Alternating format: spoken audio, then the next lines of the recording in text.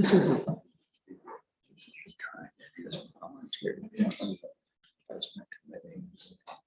don't care if we're volunteers, so I'm just gonna make a motion. Okay. And I need an idea about what the Lawless doing. That parks person, that Burnett. What's going on? Well, good morning. I'm going to call this meeting of the Cincinnati Board of Park Commissioners to order. It's a beautiful day to be in the parks. It's always a beautiful day to be in the parks, but the sunshine today is glorious. And I want to welcome all of you that are here to join us for a few items at our meeting today. And for whoever is joining us online, welcome. Always glad to have you participating in parks. I want to give a special welcome this morning to one Mr. Jason Barron, who is sitting in the, he's taking advantage of his last time being able to sit on that side of the table. We are very much looking forward to having you on this side of the table at our next meeting. But Jason, welcome and thank you.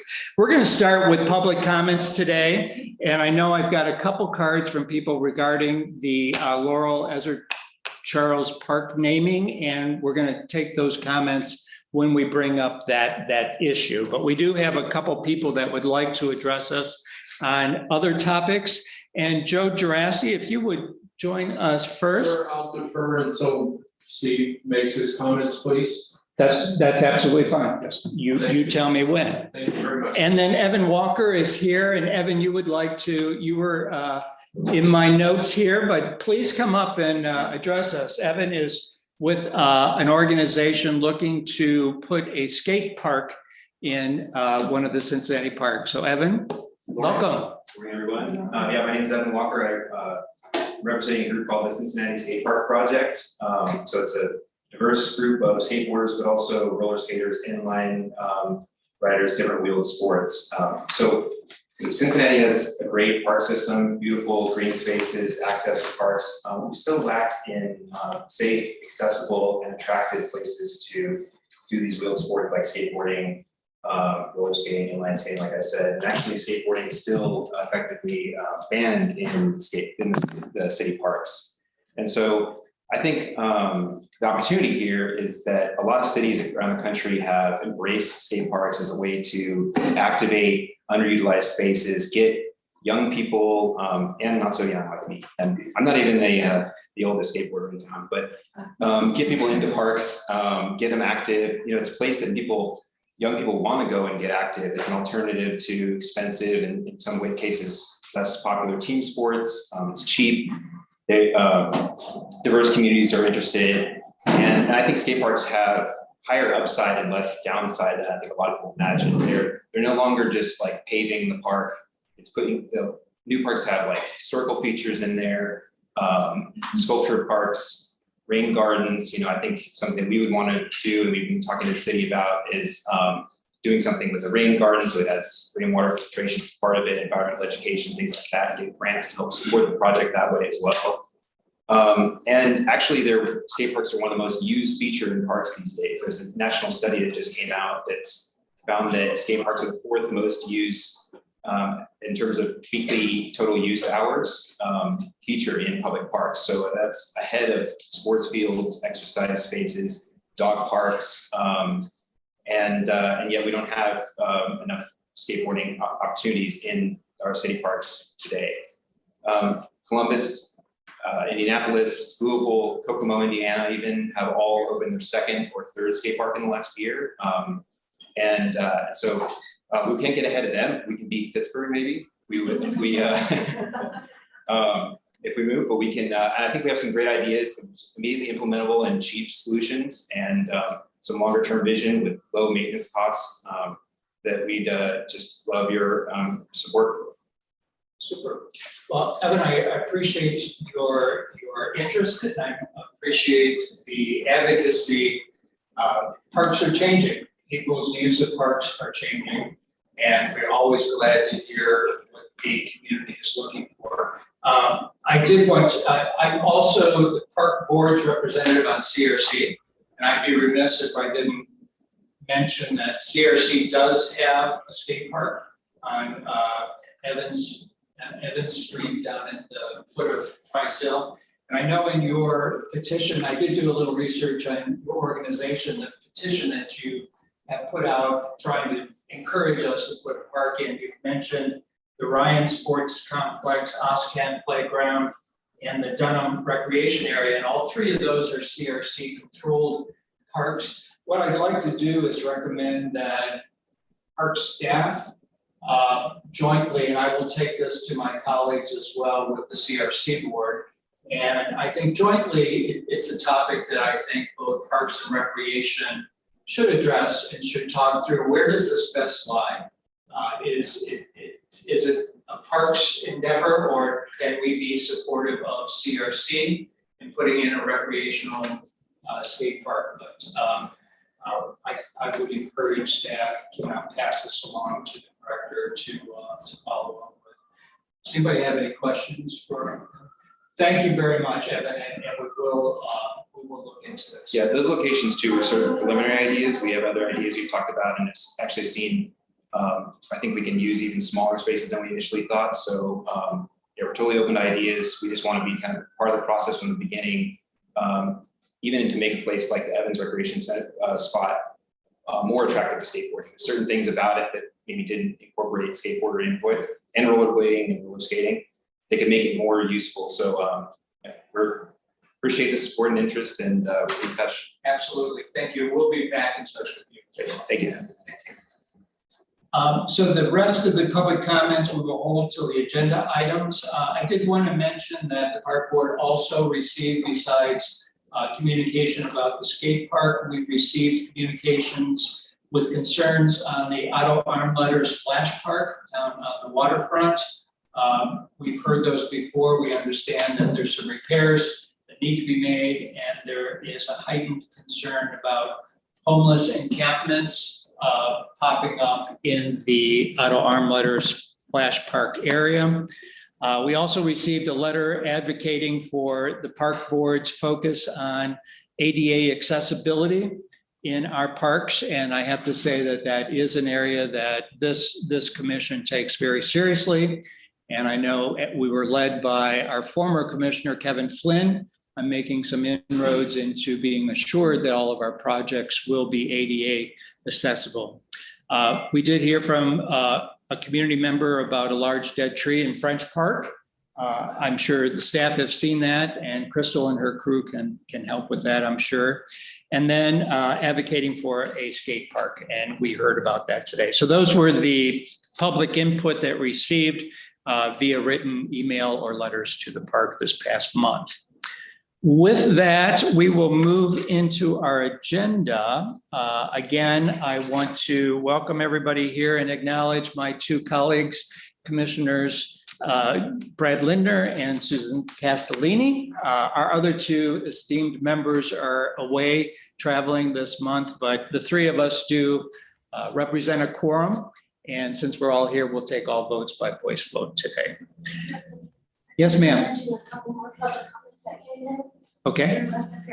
Not get mentioned. These two, yeah, no, we're No, gonna, they were printed out from, we received them.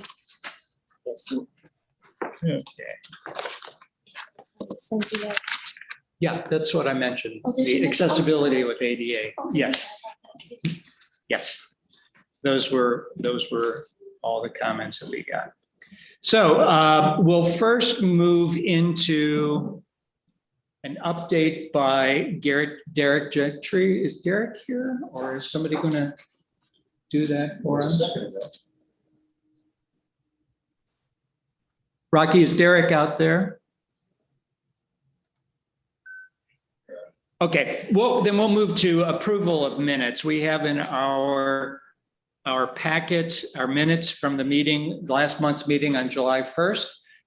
I did provide to Tia one update that I included in the minutes in our discussion about the Commissioners Fund budget that the Finance Committee had reviewed and made a recommendation that was part of the budget consideration for distributions from our endowment fund. So I added that to the minutes to record our discussion. Are there any other changes? If not, can I have So moved. Second. in second? All those in favor? Aye. Our minutes from July 21st are approved. And now we have Derek. Welcome, sir. Good morning. We don't have any new hires today, but we are in the middle of interviewing 4 admin tech positions, 1 facility maintenance specialist. So over the next month or so, we should have about 5 to 6 new hires. Right now, we still have about 19 vacancies, because as we promote, transition people, another vacancies opened up, and we have to start filling again. But I'm excited about how much progress we've had as far as filling this position, and actually getting really good qualified applicants. Great. Derek, I want to echo again the impact that you've made already on parks. We really appreciate the work that you're doing. I have one question for you. Where are we on hiring for the planning and design department? I think, as you know, in our short-term strategic priority plan that we approved, the number one item that we had for you all was to get the planning and design department up to speed. How are we doing with that? Well, we have, we're hiring 2 co-ops. We have just interviewed 1 2 days ago, who's a rock star, so we're gonna bring her in, let her see the area. I think she can potentially come. She's Perfect. We're supervising architects, we're working on interviewing for that. We haven't opened a post again because we only have 1 applicant, so we'll probably extend that post. Supervising engineer, we're working on underfilling that, probably an engineering intern to kind of develop that person, to provide them a Perfect. promotional track. And we're still evaluating that section to see what other position we can put in place to make sure that they're operating effectively. But in total, we'll probably be getting around 5 additional staff members. Perfect. We can use them. Any questions for Derek? Derek, again, thank you for the work that you're doing and appreciate the impact that you're having on us. All right, I appreciate that. I'm sorry to rush out. I go downtown to service. Thank you. You know, we're going to, I'm going to adjust the agenda a little bit, and we're going to move up as our first action item, looking at the Laurel Park renaming. I know we've got some people online and some people here that would like to talk. So Rocky, Rocky, would you like to present this item for us? Morning, commissioners. Morning, viewing public. Yeah, as indicated in the packet, we received a request from the community to look at renaming Laurel Park. Why group of stakeholders has been interested in this for some time. As you know, we do have naming guidelines for the namings of our parks and places. Those are included in your packet, and those require park commissioner approval anytime we're making such a change. In this case, the significant accomplishments of Ezra Charles are in many ways self-evident. In addition to his prowess and success as a world champion, he also has been a community leader. He lived in the West End, in the heart of the West End during the prime of his boxing career. He's been an ambassador and provided much support and advocacy for the community. So staff, in line with our process, has reviewed the request based on the guidelines, and both in terms of his accomplishments as a boxer, but also as a community advocate and ambassador. Staff believes that it meets the criteria to change the name of Laurel Park.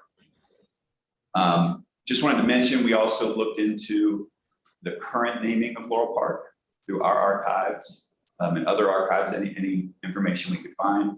We found no particular significance for the existing name other than the association with the Laurel Park development many years ago.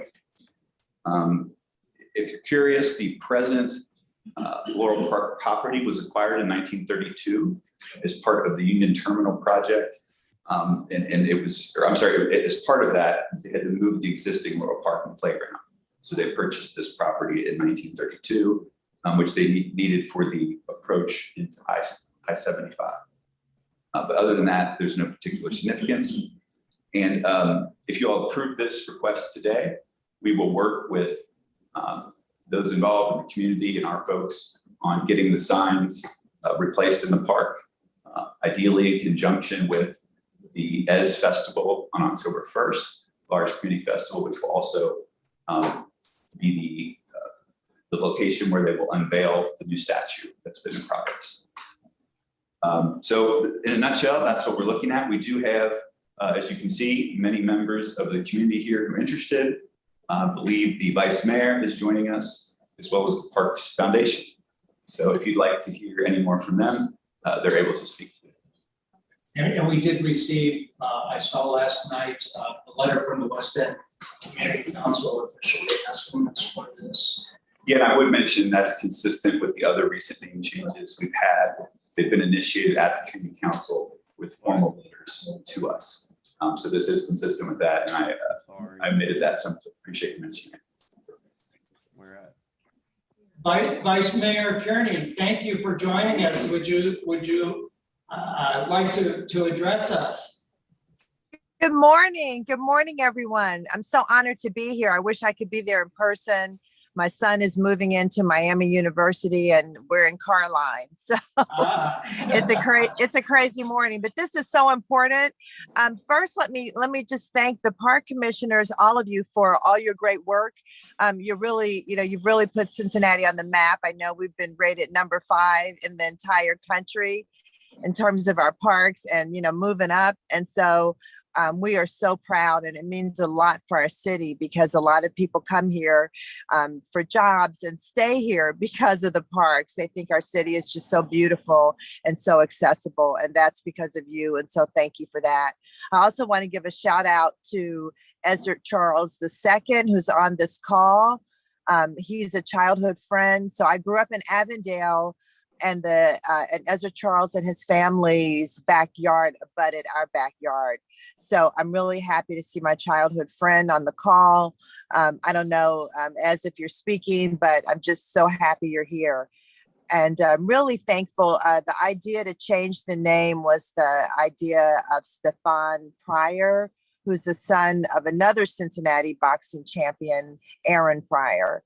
And I really thank Stefan and Jennifer Spicer for bringing this before the park board, because this is really a wonderful, wonderful endeavor. Our children are struggling. They really need role models. They need to see people who are successful, who have done well. And someone like Ezra Charles, who was not only a boxing champion, but a civil rights champion. He spoke at least 4 languages fluently. He was just a smart, wonderful, kind man and just a great role model. And so we really want our children to say his name every day, to know that they can be great. He was great and they can be great too. And naming a park after him really sends that message. And so we're really excited that you commissioners are considering this. And so thank you so much. Vice Mayor, thank you so much for taking some time this morning out of what I'm sure is a busy morning for you. And appreciate your comments. And thank you for the support of City Council for all that Parks does. So thank you. Absolutely. Thank you. Sure. And I know, Stefan, you have signed up. Would you like to make some comments? Is he here? Oh. Great shirt. Thank you. Thank you. Good morning, Park Board. Thank y'all for being part of this. Couldn't do it without you guys. Alexis, everybody that helped with signatures. And I think it'd be a great idea to change the park to honor Mr. Ezra Charles. He was a Renaissance man. He was gifted with a lot of talents, and he was a heavyweight champion of the world, as y'all know. I met his son here at the event, groundbreaking, and Jay Paul. Can't forget Jay Paul. He was an architect guy, rest in peace. I got an opportunity to meet meeting of Jay Paul. And Jay Paul always told me to push for something. And he always called me on the phone too, Jay Paul. He's the architect for the Ezra Charles platform, if y'all don't know. So I always talk to Jake Paul on the phone, and he say, push for something, Stephon. Change, Lower Park, that was a title of a project in the 1930s, 1940s, he was right. And the name didn't attach to nothing. And back in the 30s and 40s, it was a rough time. Laura Holmes was for whites and Lincoln Court was for blacks. And it was a line that was drawn that you couldn't cross that line in the 30s and 40s. But time has changed now. And we all here together today. I ain't been hit you with a Martin Luther King speech, but we here to get a job done, And it's fun and it's lovely to be a part of it with the lenders and the Castellinis and James and Steve. It's a beautiful thing this morning. We all woke up on the same accord to get something done today. And I always say this, I know y'all will, to grant, to change the name from Lower Park, Elgin Charles Park. All the council members at City Hall, I'll be down there every Wednesday. I know y'all probably see me down there. And the city council, they with it, Mr. Linda, they with it. They say, we'd like to change the name. I thought it was Elgin Charles Park anyway. That's what they said. You even got the symphonies, the CSO. They even did a show down there. It was marvelous, it was beautiful. They had the little kids come up boxing, doing the expedition, sparring, shadow boxing. So I think it's gonna be a good cause to do this, ladies and gentlemen. And I appreciate y'all for listening to me this morning. Y'all could be anywhere in the world, but you're here today with me. I love y'all guys, and nothing you can do about it. You can't. Thank you. Thank you, Stephon. Alexis, you had signed a card too. Would you like to add your comments? I don't have to add much. Stephon always says it all. So you want to go before him, but didn't happen this time. So good morning. My name is Alexis Kidd-Safer. I am the executive director of Seven Hills Neighborhood Houses, and our organization, under the leadership of Tia Brown at the time, in 2018, began hosting S-Fest in honor of Ezra Charles, and really wanted to honor his legacy, making sure our neighborhood knew who he was and what large part he played in someone that grew up in the West End and changed the world. So we're just grateful for this opportunity to see that the parks now are recognizing as well. Stephon brought forth the effort, and the foundation really moving forward with one, the statue, which is brilliant, and then also now with the name changing. So we're excited to see this happen, and we just never thought it would be all this back in 2018 when we started this event honoring this gentleman. And so we just really want to thank you for this opportunity to present this, and hopefully you look at it in favor of making the name change for us. And like Stephon did mention that we did have, it wasn't just the parks, also communities behind this. We turned in some signatures. If we had more time, we probably had everyone in the West End sign it. But the community is totally behind this and wanting to see this name change and seeing things, recognizing people that look like them, that look like our children, that they can aspire to be is crucial for us. So thank you.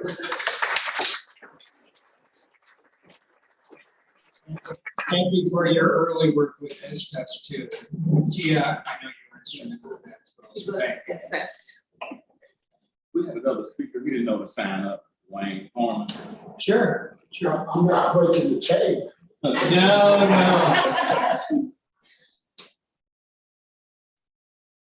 And what's your name, sir? Good morning, y'all. My name is Dwayne Harmon.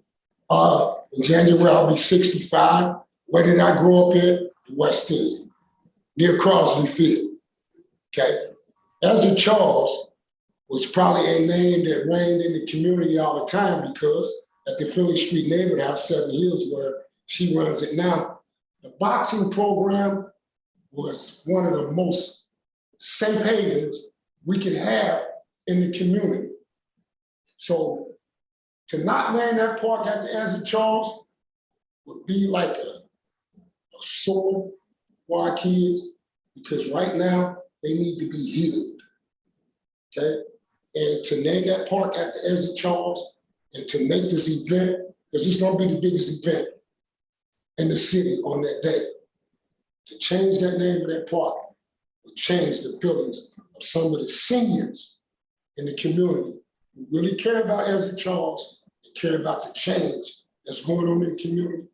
Graduated from Taft High School in '76, left there in '95, started a nonprofit start working with Stefan and the kids. You guys want to do something that's really, really big to help change that community, change the name of the park. You will see the flowers grow out of every tree down there. I want to thank you all. I want to thank Stefan. I want to thank the board. I want to thank everybody who had me to come in because you're really rebuilding my life. I live and die for the West End. So I want to I say have thank one you. question for you. Yes, ma'am. Tell us about the kindergarten school. Well, let me tell you. I got the best wife in the world. Been married 33 years, and for her to put up with me, God bless her. Okay. My life is built around kids. I am the biggest kid that you've ever seen in your life when it comes to kids. This right here, my granddaughter, 6 years old. She said, Papa, next week, I don't care what you're doing. On Wednesday, you gotta go to school. Kindergarten squad is the grandparents and the parents of kids at the Montessori in North Abbeville.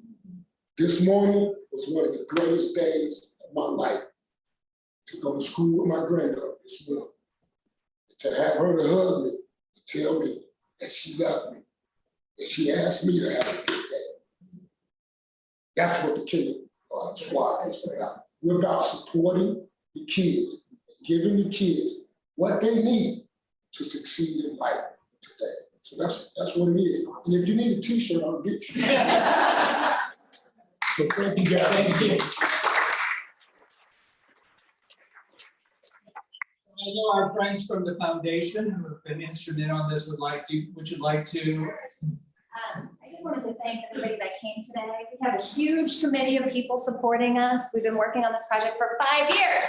And it's happening finally. And so October the 1st, having a giant celebration, a 5K race that'll go along the Cincinnati Cobra route, which actually ends at the Eden Park, all the way up the arc line, like the Rocky stands. I wanted to acknowledge Ezra Charles II and his beautiful wife, Inetta, are here with us today so that they can take part in this historic moment. We sincerely appreciate your consideration. Thank you.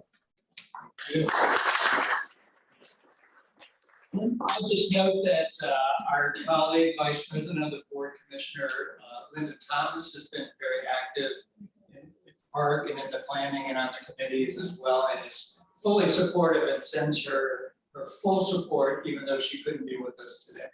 But with that, we have a proposal from and a recommendation from the staff to rename the park at the request of the West End Community Council. Any questions for any of our speakers?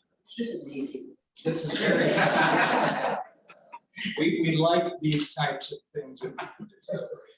You know, from my perspective, to have somebody of the stature of Ezra Charles be part of our city, this is a great way that we can honor him and recognize his contribution not only to the West End, but to the city itself. So with that, I'll make a motion that we approve staff's recommendation and at the request of the West End Community Council that we rename Laurel Park Ezra Charles Park. Do I have a second? Second. Thank you. Third. Yeah. So with that, all those in favor, say aye. Aye. Great. Thank you very much, Jan Michelle. And, thank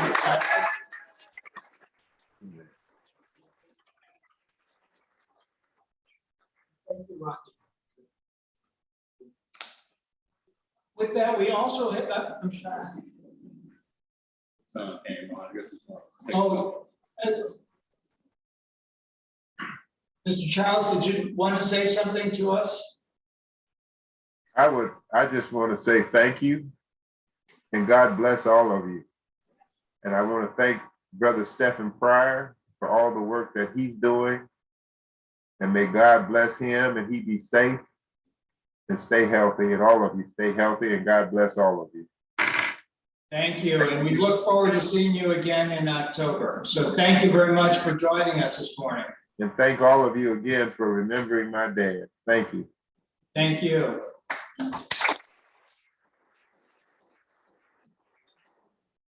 Okay, we're going to move on. Go ahead. I was just gonna mention, this item is passed, so if you're welcome to stay for the rest of the meeting, but if you're here for that item, you can feel free to take off at this point. Thank you for. One more I'd like to thank too. I just want to thank Jennifer again too. For all Thank she's you. done in this project. Thank you. Thank you, Jennifer. And the Hey, committee. we got a couple of Thank quick. We have a couple quick agenda items. Craig, you want to walk us through these?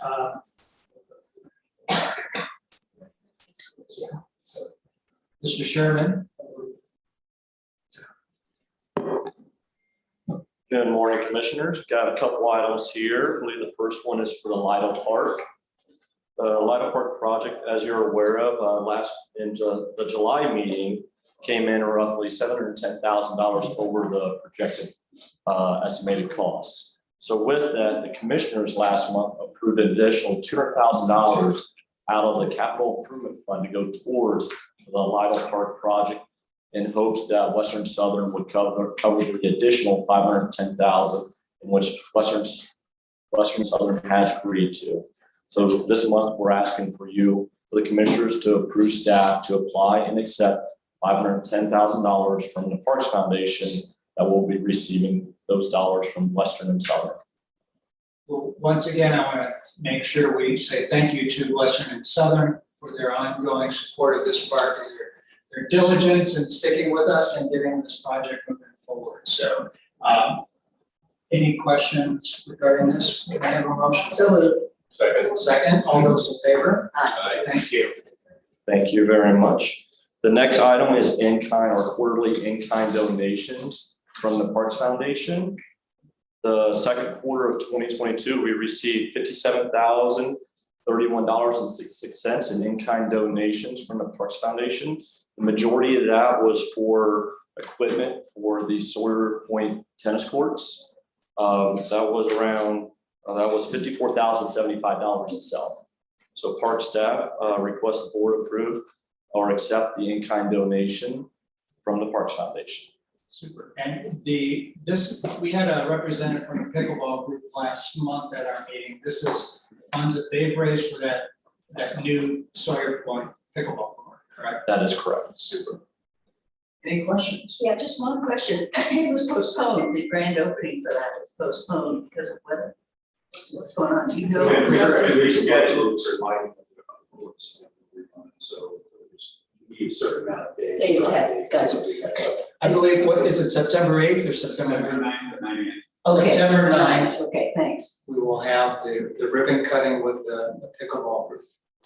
Should be exciting. And also, hopefully, we will invite Jan Michelle or someone from the city and for their $500,000 donation to. Mayor Habitat is. Mayor's coming, Good. perfect, thank you. Thank you. The mayor is coming, Jan Michelle, but you're always welcome to join us as well. All right, thanks. Thanks so much. Okay, we're gonna move in, unless you have anything else, Craig? Did we approve that? I All those in believe- favor? Aye. I think we approved. Yeah, motion. and second. Okay, our next item is my dear neighbors from the Clifton community. And we've invited the Clifton Deer Group to come and give us an update. It's been a couple of years since they've talked to us, 5 years, since they've talked with us about your program. So the floor is yours, Robert, if you want to introduce your group as well. The floor is yours. Chris Lutman is our official president and will do the introduction. Thanks, Bob. I'm not Bob. You're not. No, my name is Christine Lotman, and I'm one of the co-founders of Clifton Deer. And our nonprofit mission of cliftondeer.org is to promote humane deer population management in the Clifton area, as well as the ecological health of the park. We have a consultant, White Buffalo Incorporated, and along with them, we are researching non-lethal deer management option in Mount Storm Park, in Rawson Woods, and Edgewood Preserve. And then the surrounding neighborhood is about 1 square mile. First of all, we want to thank you for giving us the opportunity to give you an update. And I'm going to introduce the members of the leadership team, and then Lori Briggs is going to take it from there and provide you with our presentation today. So I'm going to start with Garrett Parsons. Garrett has been with us since the very beginning, and he also has done the work that was necessary to have the skills and the credentials so that he can be our capture specialist and has been.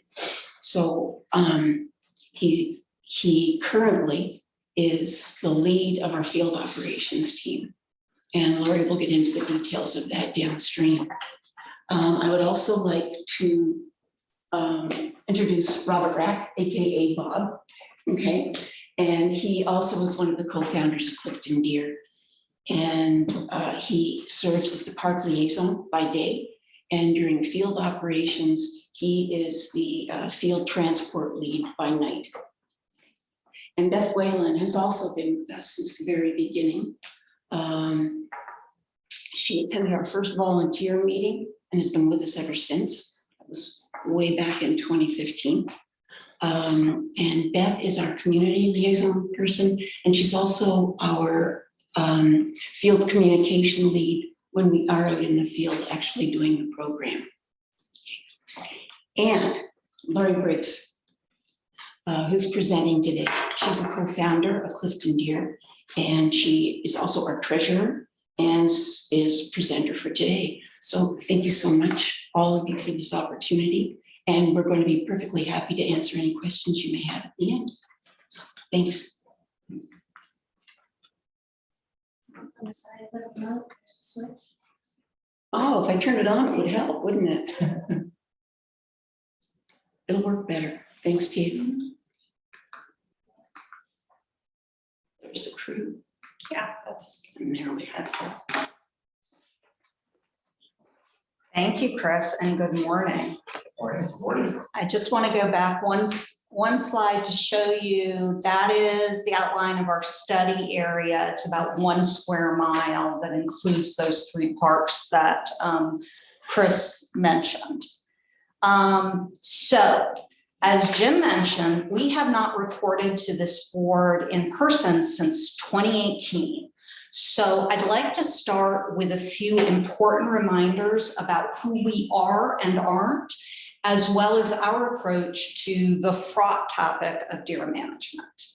First, we are not affiliated with any group promoting the use of immunocontraceptives in Cincinnati parks, including Cincinnati Urban Deer Advocates.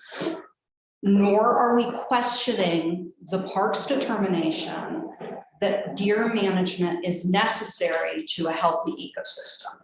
We acknowledge that the parks have a difficult job balancing a lot of different perspectives and objectives, and we are grateful for the park's 2014 invitation to collaborate on a non-lethal alternative that led to the development of the Clifton Deer program and for your continuing interest and support. Second, while we are excited and proud of the program's accomplishments to date, we approach this topic with humility. We know there is no one-size-fits-all solution to deer overpopulation. For that reason, we do not view the Clifton Deer program as in competition with any other method of deer management, but rather as a tool in the toolbox that merits serious consideration in appropriate urban settings. Third and finally, I want to draw your attention to the cliftondeer.org tagline, where science and compassion meet. There's no denying that most of us who have devoted our time, talent, and money to this program are primarily motivated by a desire to spare the deer with whom we share our community unnecessary suffering and death. But compassion by itself is not a solution.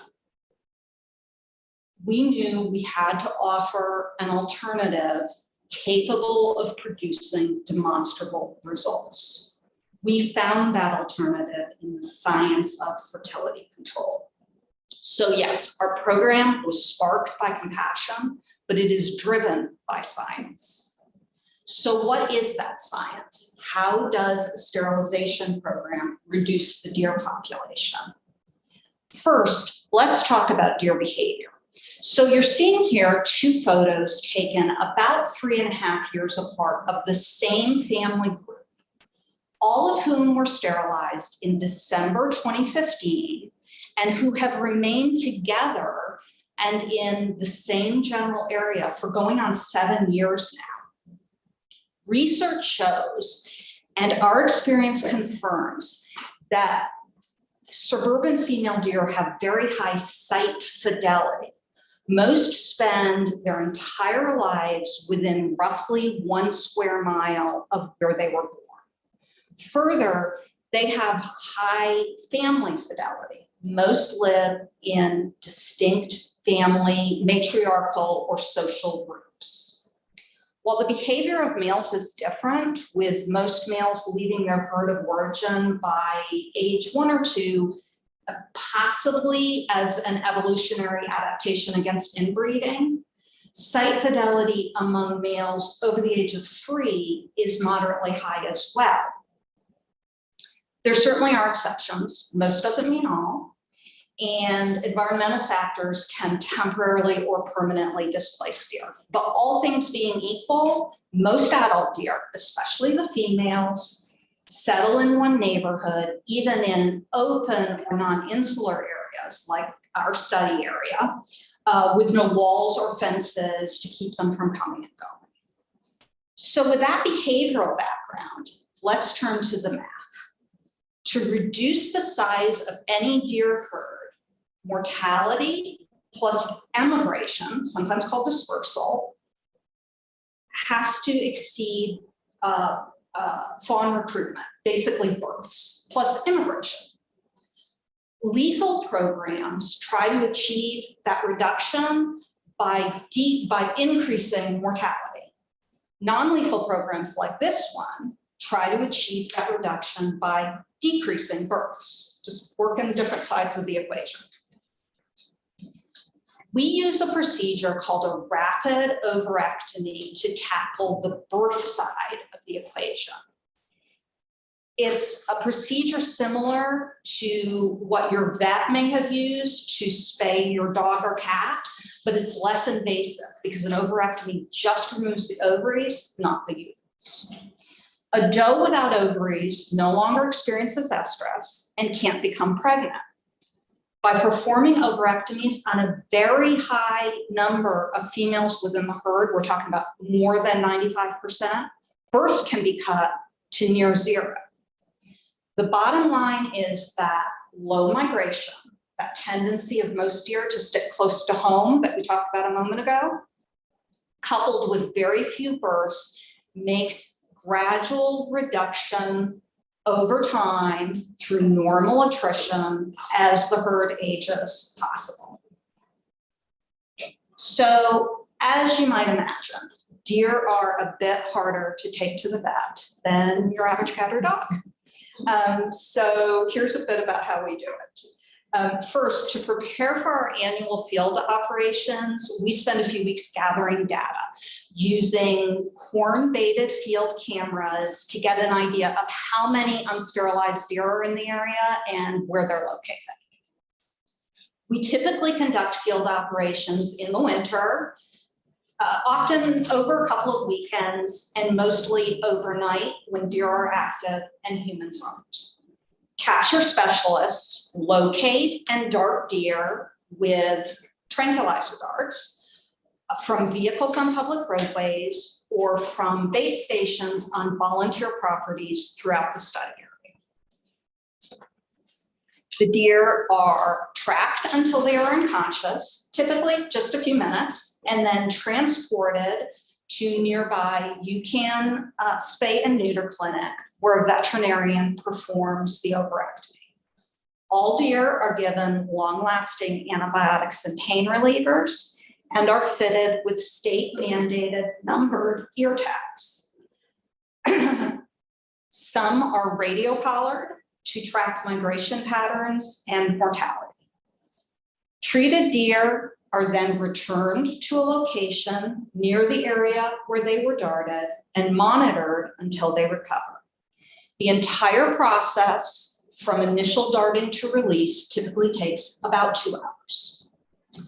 I'll note here that the Clifton Deer Program has been featured in multiple media, including the Discovery Channel's Animal Planet several years ago. So if you want to see our field operations in action, check out the Discovery Channel segment on our website. So that's the science behind a sterilization program and a bit about how it's implemented in the field. Now let's look at the results so far. Since the Clifton Deer Program began in December 2015, we've sterilized a total of 87 deer. About 99% of the adult female population currently residing in the study area are sterilized. The impact of having so few fertile females is pretty amazing. Fawn recruitment is down from 16 fawns per 25 adult does when we started to fewer than 1 fawn per 25 adult does last year. Keep in mind that's an annual fawn recruitment rate. Suburban deer with few predators can live into their teens and they don't experience menopause. So this translates into a lot of fawns not being born who otherwise would have been. Overall, the population is down 36% from 99 deer per square mile when we started to 63 deer per square mile as of our February 2022 population survey. Assuming immigration remains low, something we're watching very closely, we expect the population to continue to decline as the herd ages. So those are the results so far. But I'm not quite done talking about the science because the results are only as good as the data and methodology behind them. If you take only one thing from this presentation, I hope it is this: the quality and quantity of the data collected over more than 6 years, the diversity of methods used to analyze that data, and the consistency of the results over time make the Clifton Deer Program's reported results highly credible. Virtually every female deer in the Clifton study area has been tagged and is therefore individually identifiable. More than 25% of the tagged deer are also radio collared, allowing us to periodically check their location and with mortality sensors, their status for several years after release. The back of each ear tag bears White Buffalo's telephone number. So tagged deer who die in deer vehicle collisions or who are otherwise found deceased are reported to White Buffalo. We also identify each tagged deer's family or social group and track it over time. Here you see 3 more family groups we've been tracking. Additionally, mature males are annually identified by their unique antler patterns. My point in providing you with this detail is that if you can individually identify a very high percentage of the deer in a given area and then track those individuals over time, you can obtain very credible data, not only about the population at a macro level, but about mortality, immigration, dispersal, and fawn recruitment at a micro level, essentially allowing a census of the deer to be taken each year. That's exactly what we're doing in Clifton. In addition to White Buffalo's annual population surveys that I'll discuss in a moment, we monitor the Clifton study area herd extensively throughout the year, typically through field camera data collected and analyzed periodically throughout the summer, fall, and winter, at up to 9 baited sites, so that the entire 1 square mile study area is covered. As you can see from these field camera photos, we use color photo white flash trail cameras to obtain high quality photos at night as well as during the day. I'm not sure if you can see the legend on that front field camera photo, but it's the middle of the night and you're getting that quality of picture. We've collected and analyzed over 50,000 photos of deer within the study area since December 2015. So as noted, we can quite literally count the deer in a census fashion. White Buffalo, our contractor, performs annual population surveys, 7 so far, including their baseline survey in December 2015, using 2 to 3 established estimation methods in addition to the census. Even though each method takes a different approach, the results of each are similar and increasingly virtually identical, suggesting a low margin of error. White Buffalo reports details of its methodologies, analyses, and conclusions to the Ohio Department of Natural Resources and Cincinnati Parks annually.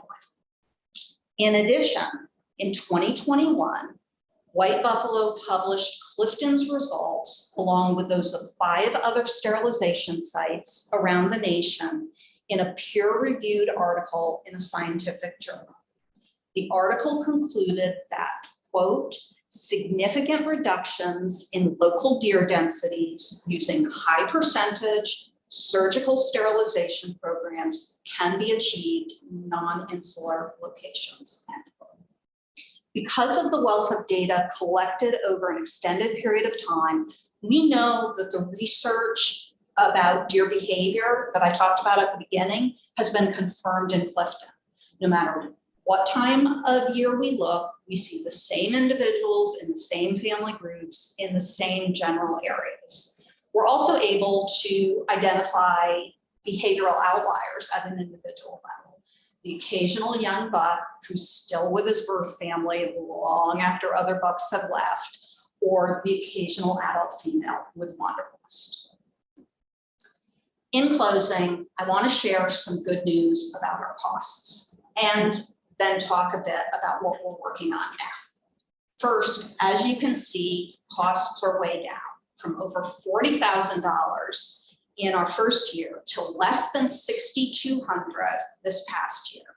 We've accomplished this more than 80% reduction in our annual operating costs by assuming local volunteer control of key aspects of our operations. Most significantly, Garrett Parsons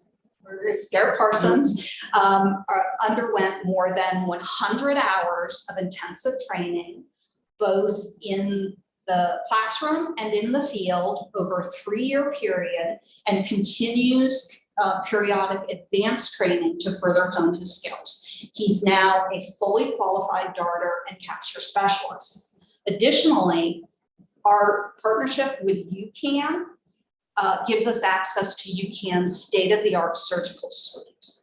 As a result of these factors and an investment in capital equipment, we've been able to conduct field operations for the past 2 years without White Buffalo physically present and using mostly skilled volunteer labor.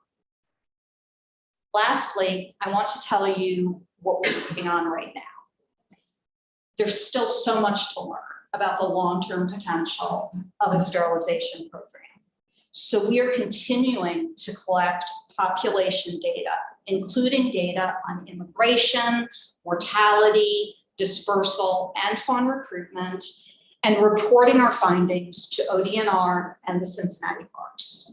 We're also, of course, continuing field operations as needed, although at this point, with most of the deer, female deer in the study area sterilized, we're only having to dart and sterilize a few deer each year.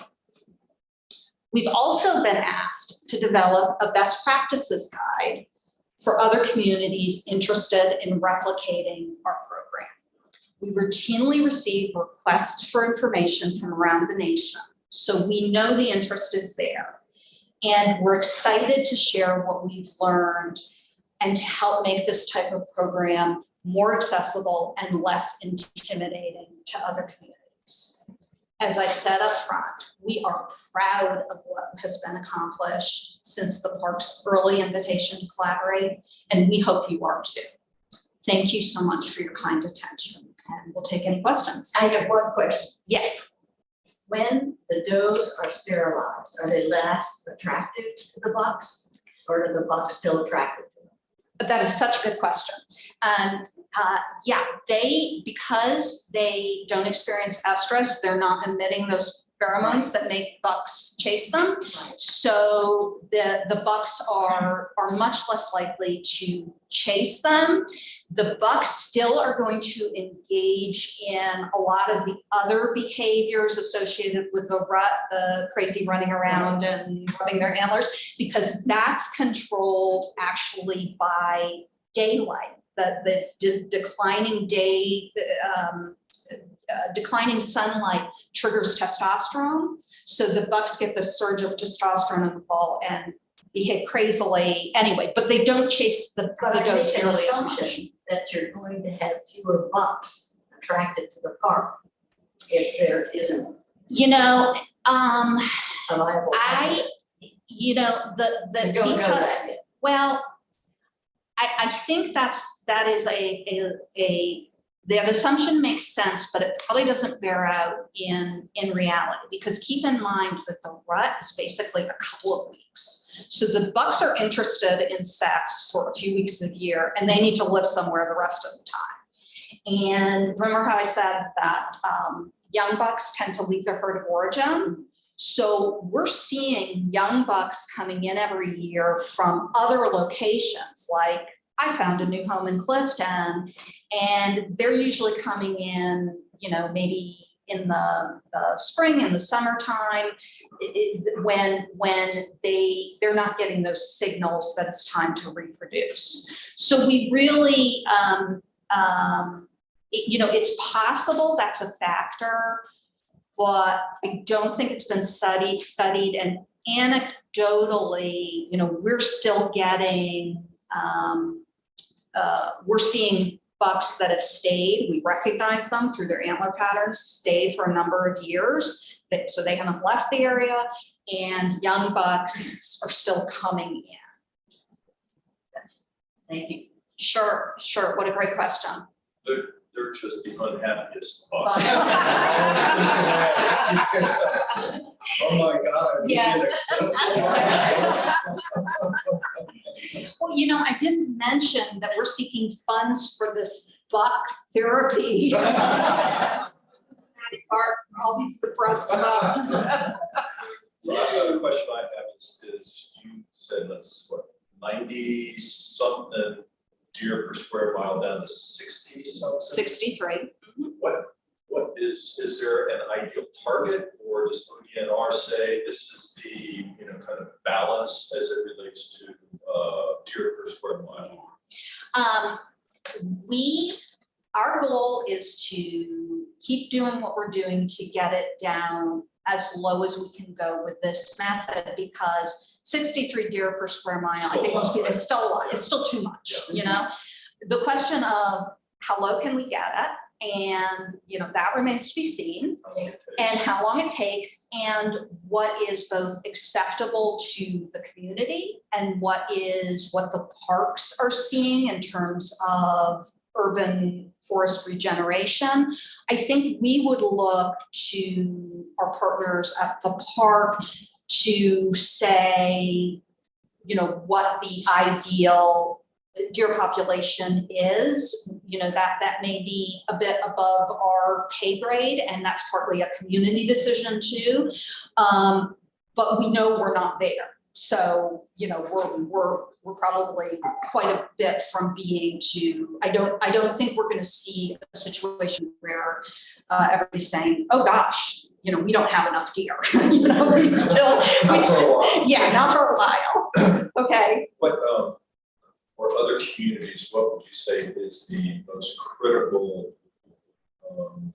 aspect for them to be successful? I saw that you've got what is it, UCAN or whatever, the vet.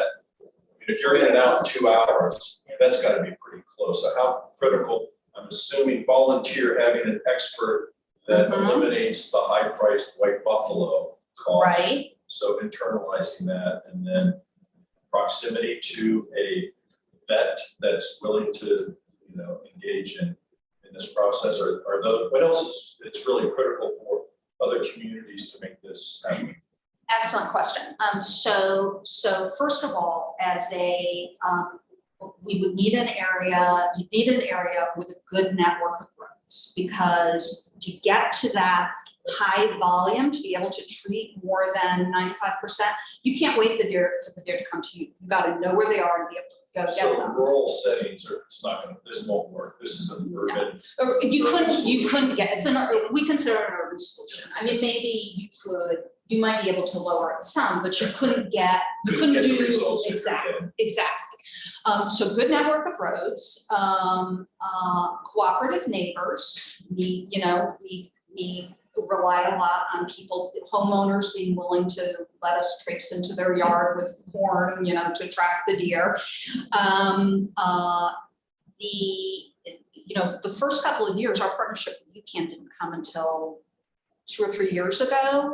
So White Buffalo was basically bringing a MASH unit, which added to our cost. But, you know, it is possible if you had a vet who had the equipment, or like another location in Cincinnati, you know, we invested in capital equipment. So we would be able to help that community, you know, get a substantial way there. But it would really, the devil would be in the details, but good network of roads and cooperative neighbors, and then if you want to get the costs low, you need to make some of the investments that we've made.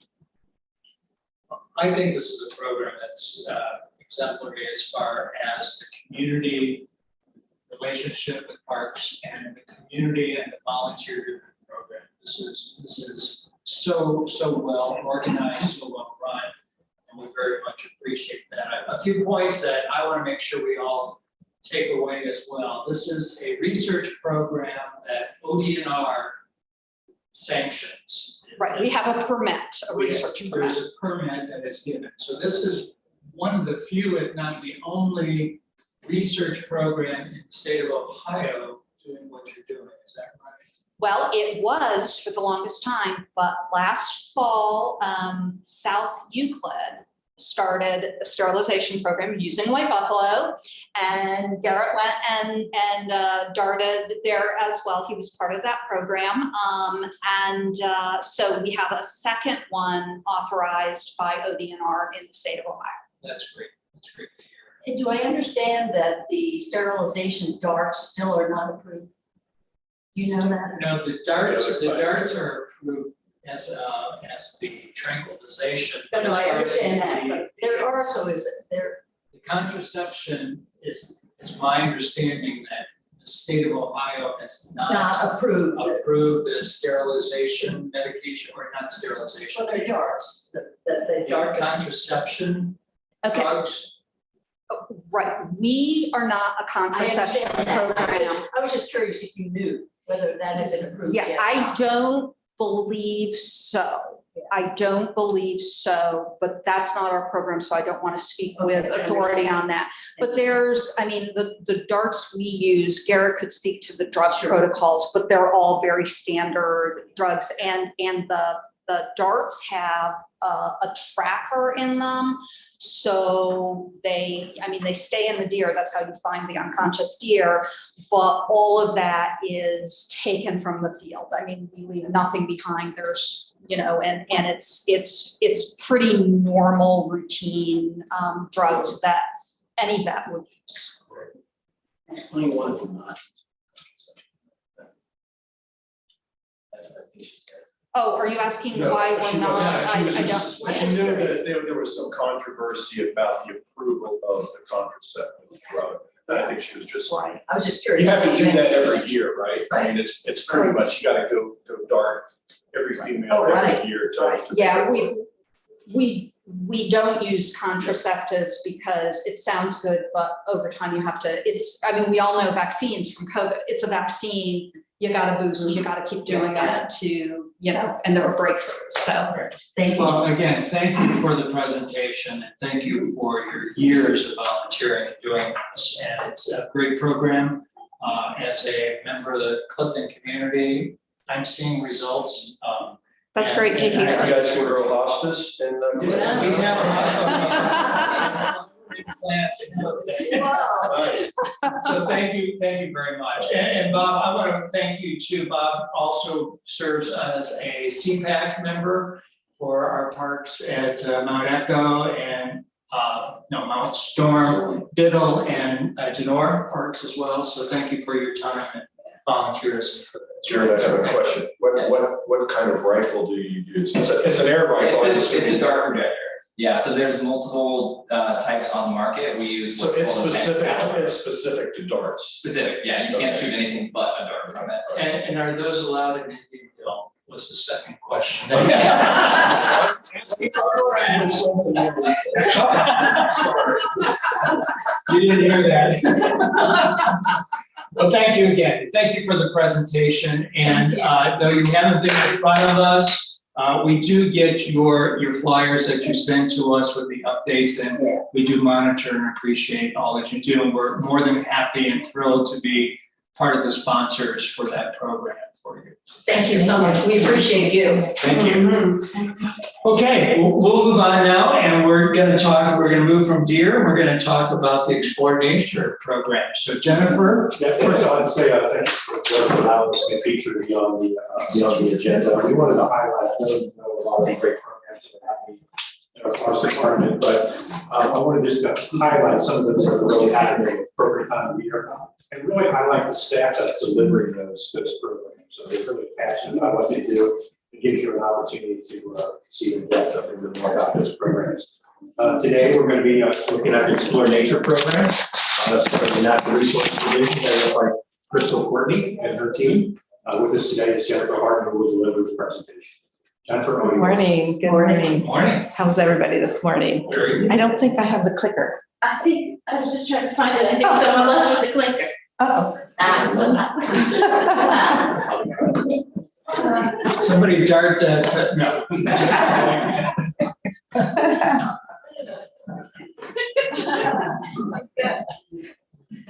All right, so thank you, Steve, for your introduction. I'm Jennifer Harden, and I manage the Explore Nature Division, which is our educational arm of Cincinnati Parks.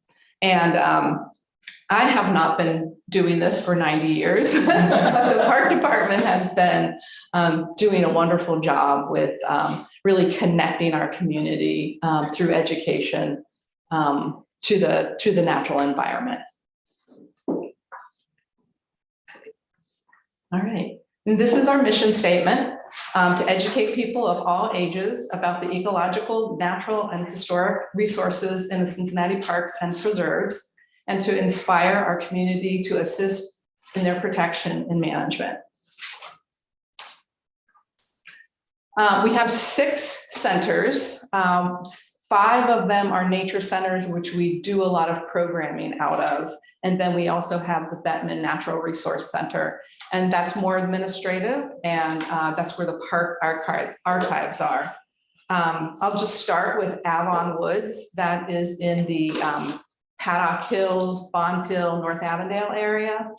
All of these nature centers are nicely dispersed throughout the city, which is a wonderful asset for us to have. Avon Woods is run by Rachel Rice. I don't have any pictures, and I apologize. Everybody's on vacation, so I'll just name them. And if there's any possibility or desire to come out to the nature centers or do any of our programming, we'd be happy to explore that with you. Steve went on a little tour with us a couple of weeks ago, and we only had a little bit of time, so we just hit a couple of them, but happy to participate, and if you guys want to do see any of the programming. The next one is our Caldwell Nature Preserve, which is in the Carthage area. It's adjacent to like Finneytown and Wyoming, that north side of town. And California Woods Nature Preserve is down on Kellogg Avenue. That is, the lead naturalist there is Gia Giminario. Oh, I forgot to tell you that Caldwell is run by Olivia Canada. So California is down on Kellogg Avenue, and that really serves the California communities, Anderson, the East End. And then we have Laboido Woods, which is more northeast, and Laura Wardlow manages that center. And that's a beautiful place too.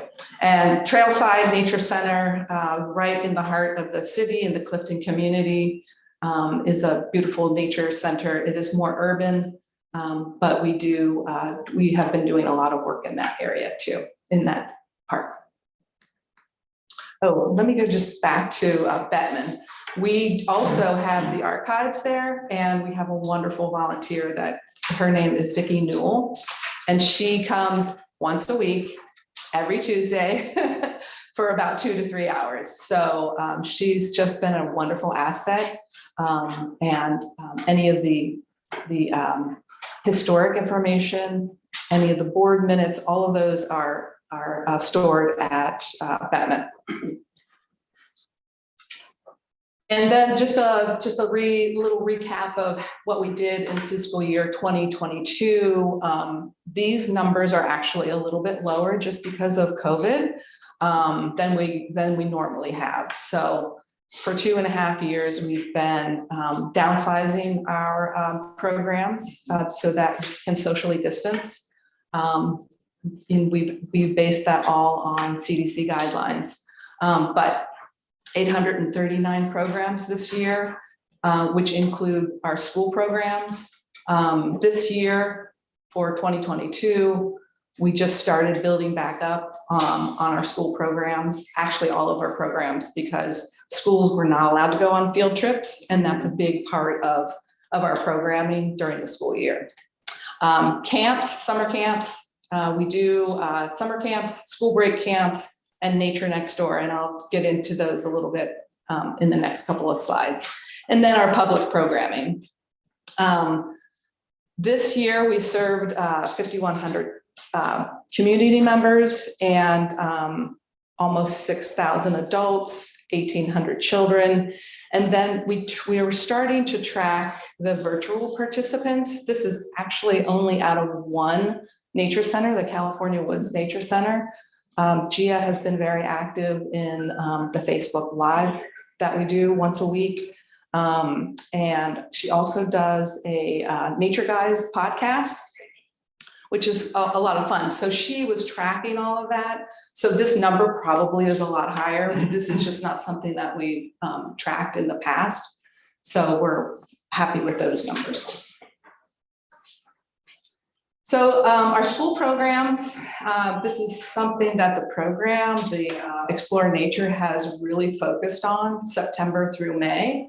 And it's a really great opportunity to connect our students, teachers, and families through direct programming. We build these programs based on the national curriculum standards. That's for this year. Many years, it's sometimes state curriculum standards or local curriculum standards, but CPS is going towards the national next gen curriculum standards. So we are working on updating our programs. So I did bring the school program guide. If anybody wants that, it gives you a good idea of the school programs that we do, and each nature center has their little niche on what they provide. We serve all kinds of schools. It's not just CPS, but the parochial, private, charter, preschools, and homeschools. So even though this school program booklet gives you a general idea of what we do, we also can, we can really target, you know, if a school wants to do something just slightly different, we can work with them on that. The picture on the right is Gamble Montessori. We did a wonderful program with them this past year. And the microbiology teacher, you can kind of see him there in the right-hand side of that slide.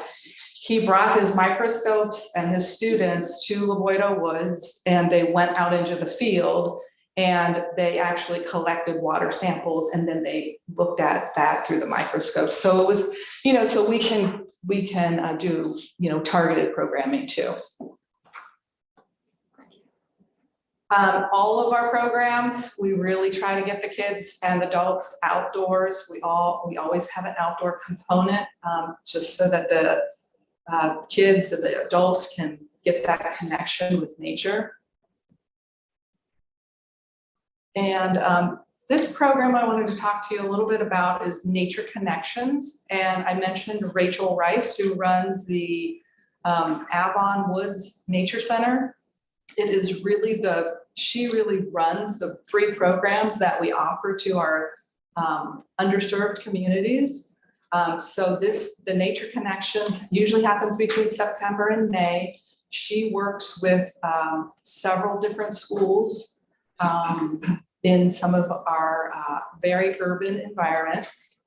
And all the students or all the schools that do her programming are students from the federal Title I program. And so what she does, it's just an incredible program that she has done for years. So she knows the teachers, she knows a lot of the students. She visits the schools 3 times per year. The first visit is she goes to the school and then she takes them to a nearby green space, whether that's on their campus or a nearby park. So they get that outdoor experience.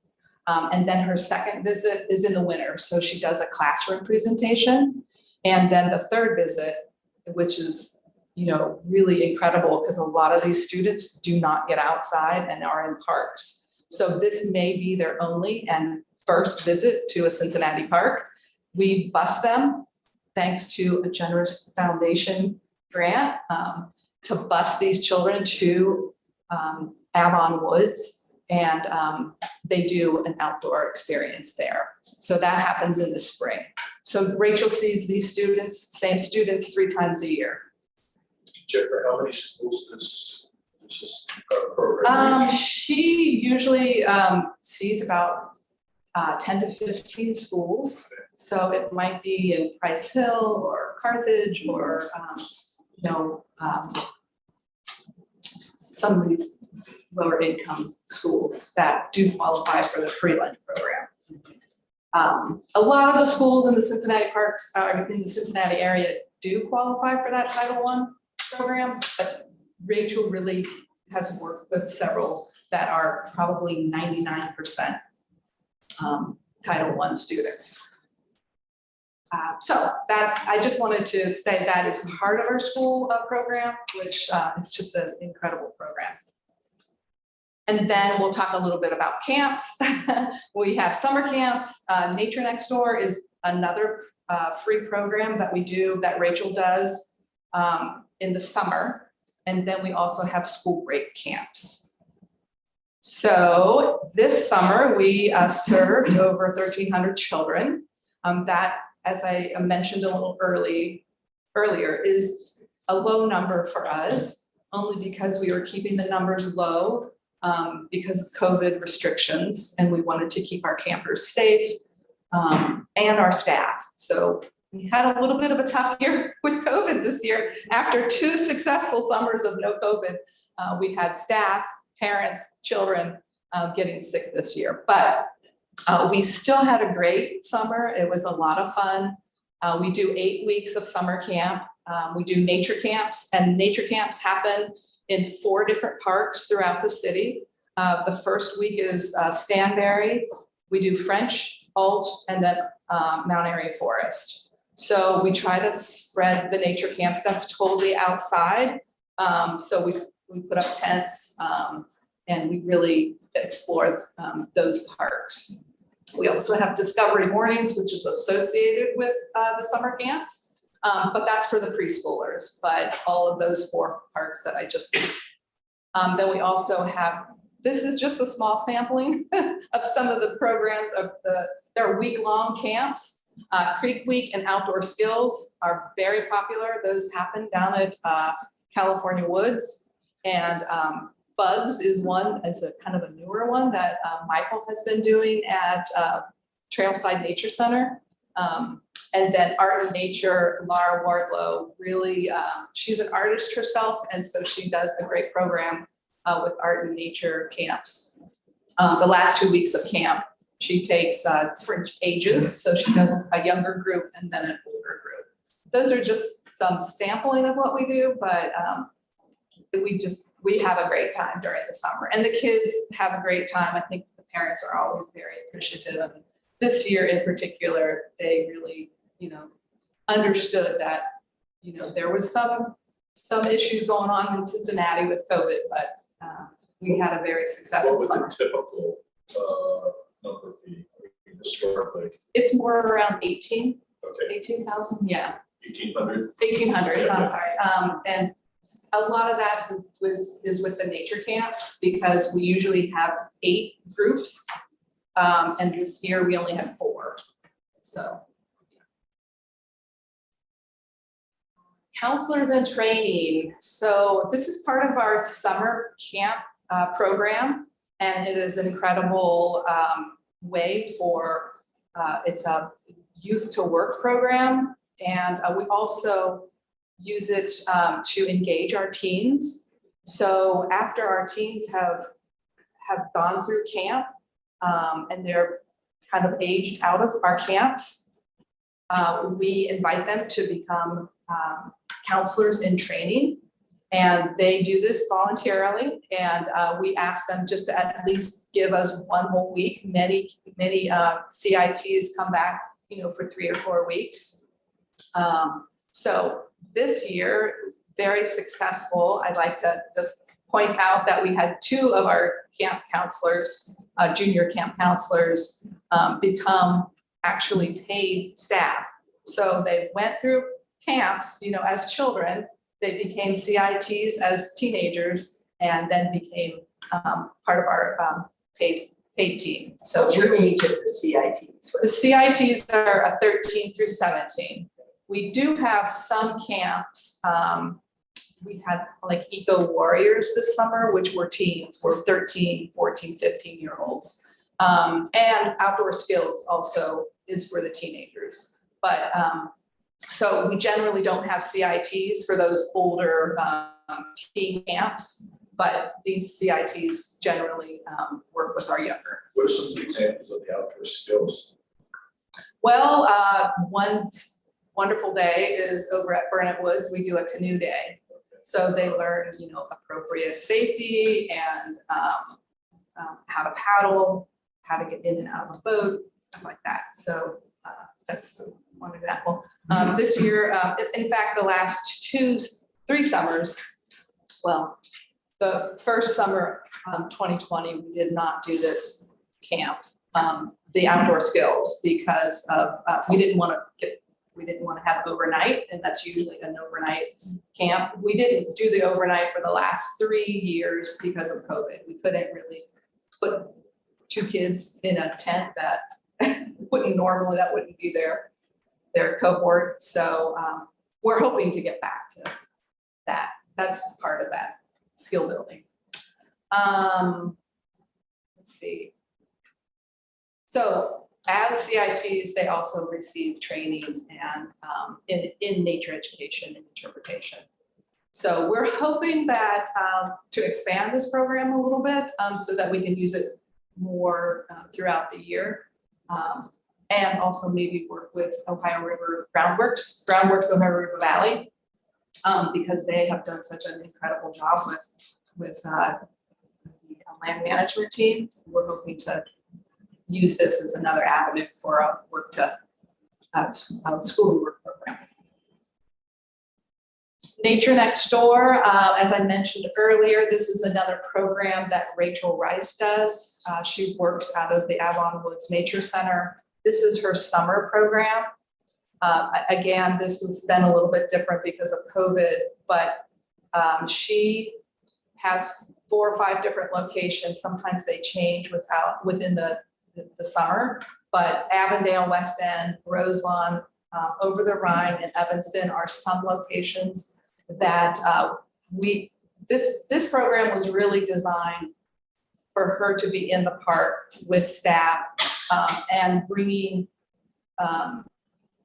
participants on field trips to those particular locations. For the last 3 summers, she's been going to like the rec centers, the daycares, and just serving them in their location. Because for many years, they weren't allowed, for the last 2 summers, they weren't allowed to go on field trips. And then this summer, we weren't quite sure what that was gonna look like. So since she has to plan her programming in advance, we decided to just play it safe and go to the locations rather than bring the kids to us. But she does take the kids out of their classroom, whether it's in a green space on their campus or bring them to a nearby park. She was able to serve about 1,750 students. She probably on average for a normal year would serve about 2,000 students. School break camps. So during the school year, these are programs that we really try to get the kids, since they are off of school, out into the natural environment. These are just some of the camps that we do on an annual basis. That's the Thanksgiving Day break camp, holiday break, Martin Luther King, President's Day, and the spring break. We also work closely with our scouts. The Girl Scouts, we have Girl Scout overnights, and then and then we do programs throughout the school year and the summer, really. But summer is so focused on the summer camps, but so mostly during the school year. We work with the Girl Scouts and their leaders to get badges. We have a great overnight program out of Caldwell Nature Center. This is just showing the Girl Scouts. We have a little bit of a closer relationship with the Girl Scouts. Boy Scouts has been a little bit more challenging, but they do help us a lot with volunteer projects. And they also use the Lavoida Woods Nature Center for some of their meetings, some of the troops. Public programs, many of you I have seen at some of our public programs. We really appreciate that you come out and see the kind of work that we do. So this is just a sample of some of the stuff we do throughout the year. Halloween hikes is at the top of the list. That is a very popular event that we host out at Caldwell Nature Center. Winter in the Woodlands, Maple Magic, Wild Edibles, canoe floats. We worked with Mary Jo Baisley she sits on the foundation board, and we do a fun program out at a Rapid Run Park where we introduce that community to canoeing. So there's just some more examples there, and we'll go through a couple of them. So that's our Halloween hikes. It's just a couple of kids dressed up and experiencing. So what the Halloween hikes is they go on a pumpkin lit trail and they meet different characters and they get a little bit of history. It could be history, it could be culture, it could be environmental. Like there's a skunk character, so they make these stops. At about 7 or 8 different little stops. So we have a skunk and an owl, couple years where like we would have Johnny Appleseed. So it's a fun and has been something that we've done for about 30 years. Also, winter programs is just an example of one of the ones that we do out at La Boido, holiday crafts. We do it for seniors, we do it for families, and then scouts, and then also just to the general public. Ravine to Freedom is a very popular program that we do out of La Boido, and this has to do with the La Boido was on the path of the ravine of the Freedom Trail. Yeah, sorry. So that's been a very popular. We do it in the winter so that we can see the night sky and better in the forest. And then we have volunteers. This is something that we're really looking forward to. We do already use the great volunteers. I talked already about our volunteer CIT program. This year, we've been more active with teen service learning opportunities. We've been working with, collaborating with Crystal Johnson Roberts, who is our volunteer coordinator, and then also the land management team, the conservation and land management team, to do service learning and invasive species removal out in our forests. And then coming soon, we're starting a new program. Oh, this is a picture of some of our teens. But I want to talk just, I'll end this program with just talking a little bit about our Ohio Certified Volunteer Naturalist. This is a new program. It says OVNR, but it's Ohio, it's OCVN. So this is a program where we train volunteers to help with interpretation and education. So we do this with the Ohio State University. It's a 10-week program. They have to get 40 hours of education, and then they become certified volunteer naturalists. So we're hoping that this program will help expand our reach. Sometimes we want to have a program, but we don't have enough staff to do it. So we're hoping that will help us with that. And then we're hoping that, these leadership events that happen within parks, we're hoping that some of these OCVNs will be able to help with that. And then it will certainly build capacity to support community science education efforts. You may have heard of iNaturalist or iBird. Those are community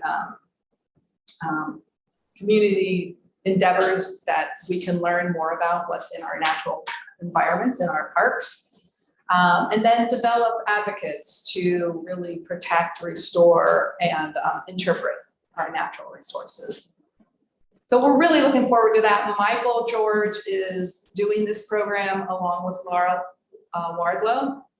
So starting mid-September through mid-November, we'll be having a 10-week course. I believe Crystal Johnson Roberts already has people signed up for this program.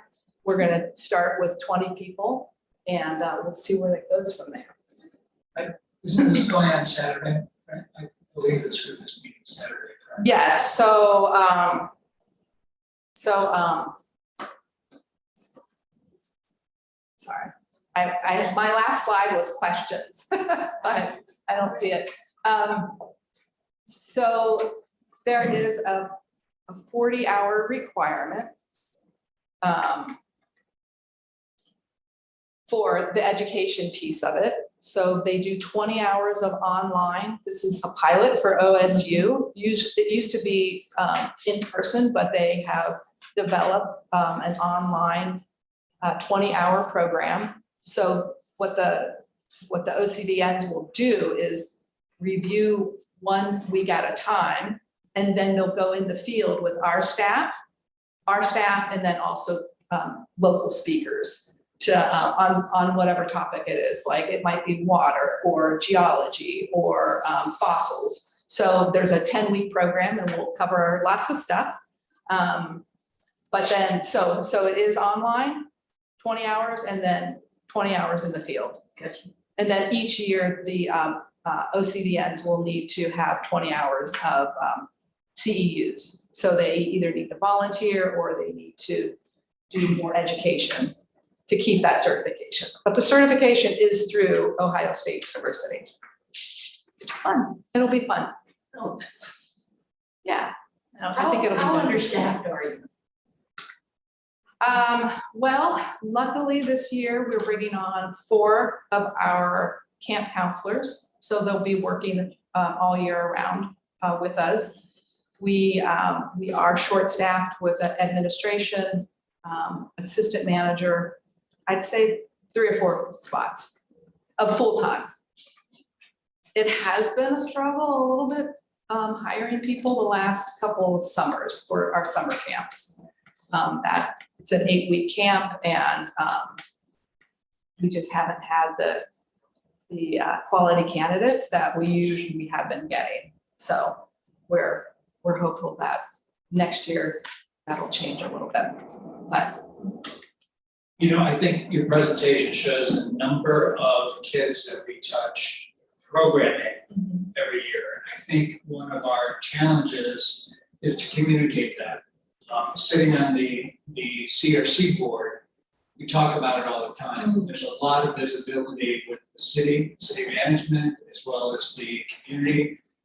How many people and kids we bring in for summer programming, and there's additional funding that's always provided for programming for kids, especially during the summertime. So I think as we move forward, if we're doing all of these things, I think we have to be more visible or pat ourselves on the back.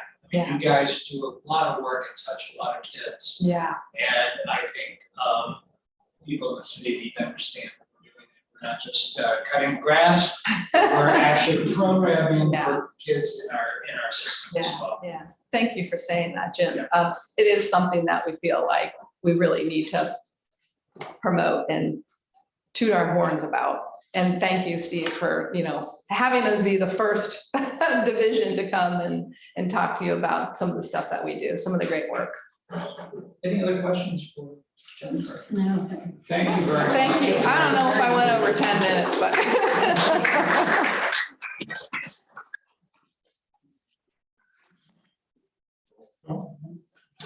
So, yes, thank you. Next up, we have Joel Gross, who heads up our planning and design. I wanted to say before Joel kind of started, I want to really just kind of toot Joel's horn in his shop a little bit. The last several months have been very difficult to do a kind of cleanups of some of the prior work and science projects. You'll see in his tracking sheet they provided today, the number, that's just representing some of the projects. But the organizational skills that he has brought to this division and the work that he's outlined for us to do for the next several years is now in front of us and will be in front of us every meeting for the next several years until we cut up. But we put a lot of pressure on this division. And I think Joel has more vacant positions than he has filled positions right now.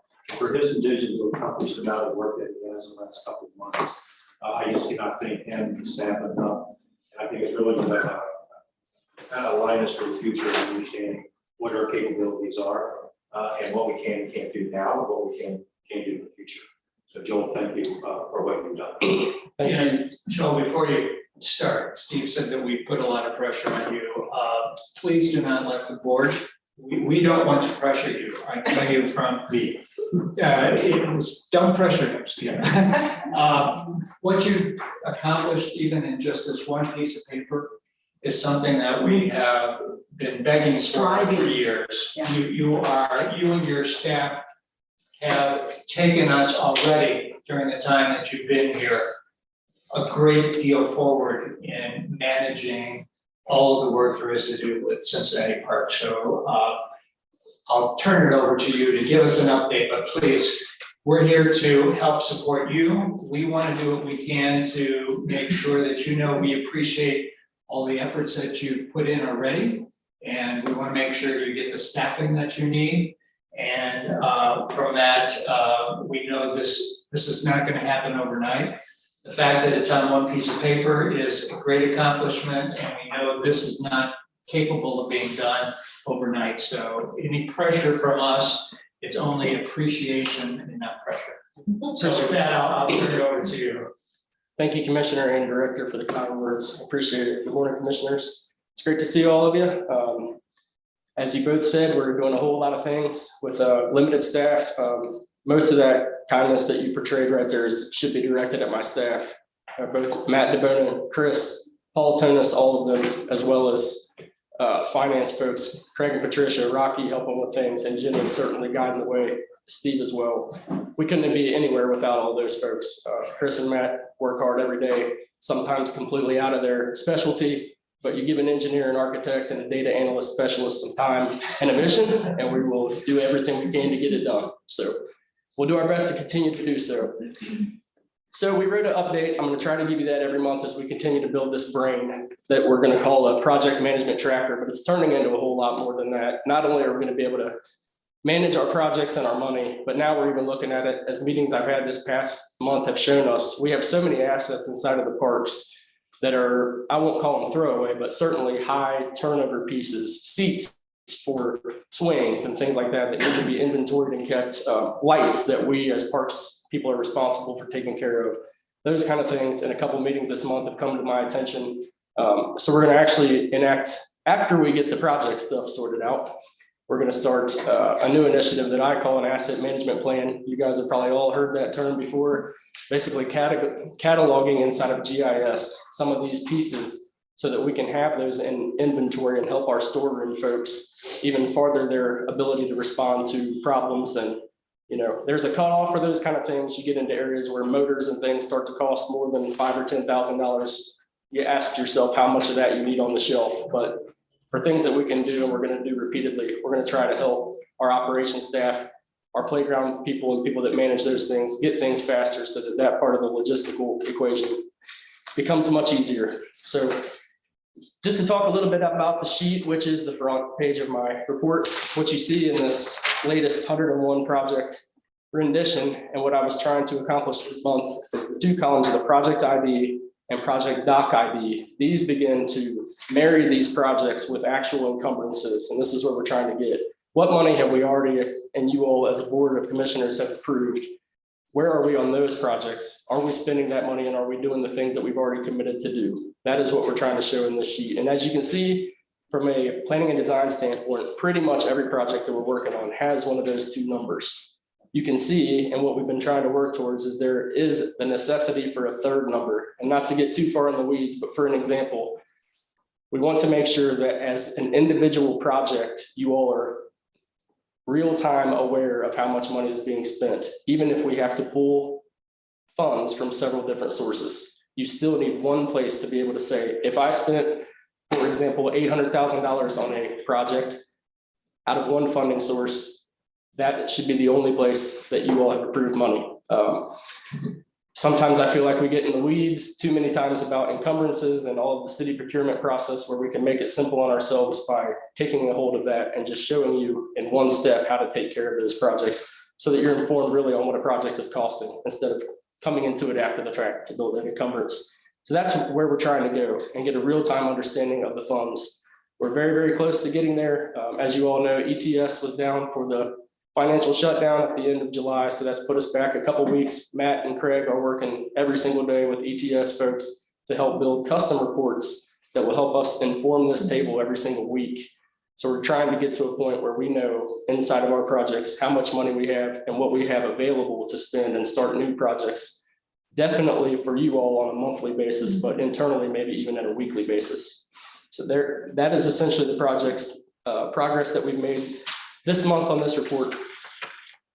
To go to the second page and just kind of highlight some of the things we've been working on and things that have been completed. The Smale Play Surface is a new project that I didn't have on the construction complete list. That was done this week. It's been completely redone and is open. And as of last Friday, it was back open to patrons. So that was good news.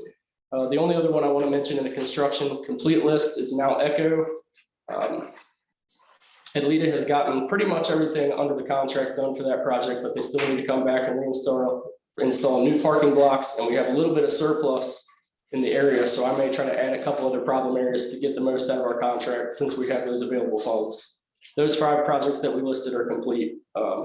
Updates on critical projects are typically what I'm going to put under this current project focus. The Bellevue Park Security and Rock Removal Project, you all approved funds for last month. We have tried to solicit 3 quotes. We were successful in getting 2. That is appeased purchasing. We're moving forward. We have, as of this morning, the emergency purchase memo signed. We're going to award that project to Bruce, and it'll be completed in September. So all of that work will be done. Lytle Park renovation, as of this week, I believe we're still waiting on transfer of funds. We've spoken to purchasing on how to keep that project moving forward as quickly as possible and are preparing letters. So when all those funds are secured and Craig tells me everything's certified, we're proactive in being ready to hand things to purchasing so that they can award the project and move forward with that. Joe, I hate to interrupt. Yeah. A granular question.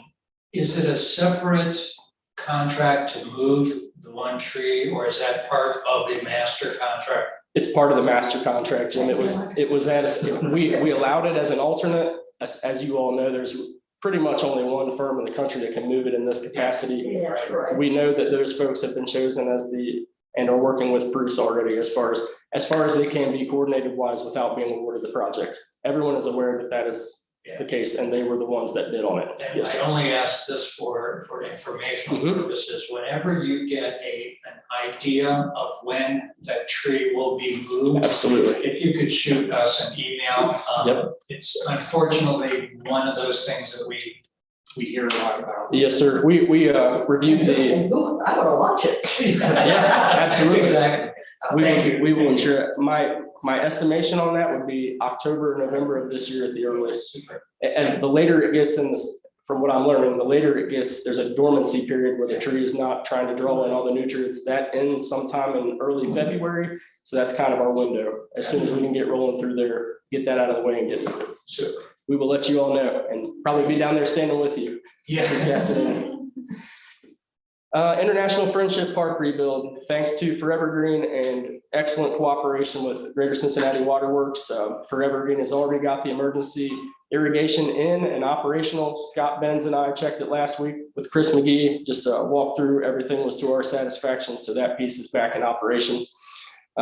We are finalizing an agreement for the initial rough order of magnitude costing and initial engineering design build evaluation that will help us inform purchasing on how to move forward with that project. We've talked to purchasing a little bit about the possibility of doing this as a design build, which may save substantial time and cost. Just because we have a set of plans, we have the same consultant that drew the original plans. All of those things lend themselves to us being able to expedite this. Wasn't this just supposed to be put back like? Yes, it ma'am. was?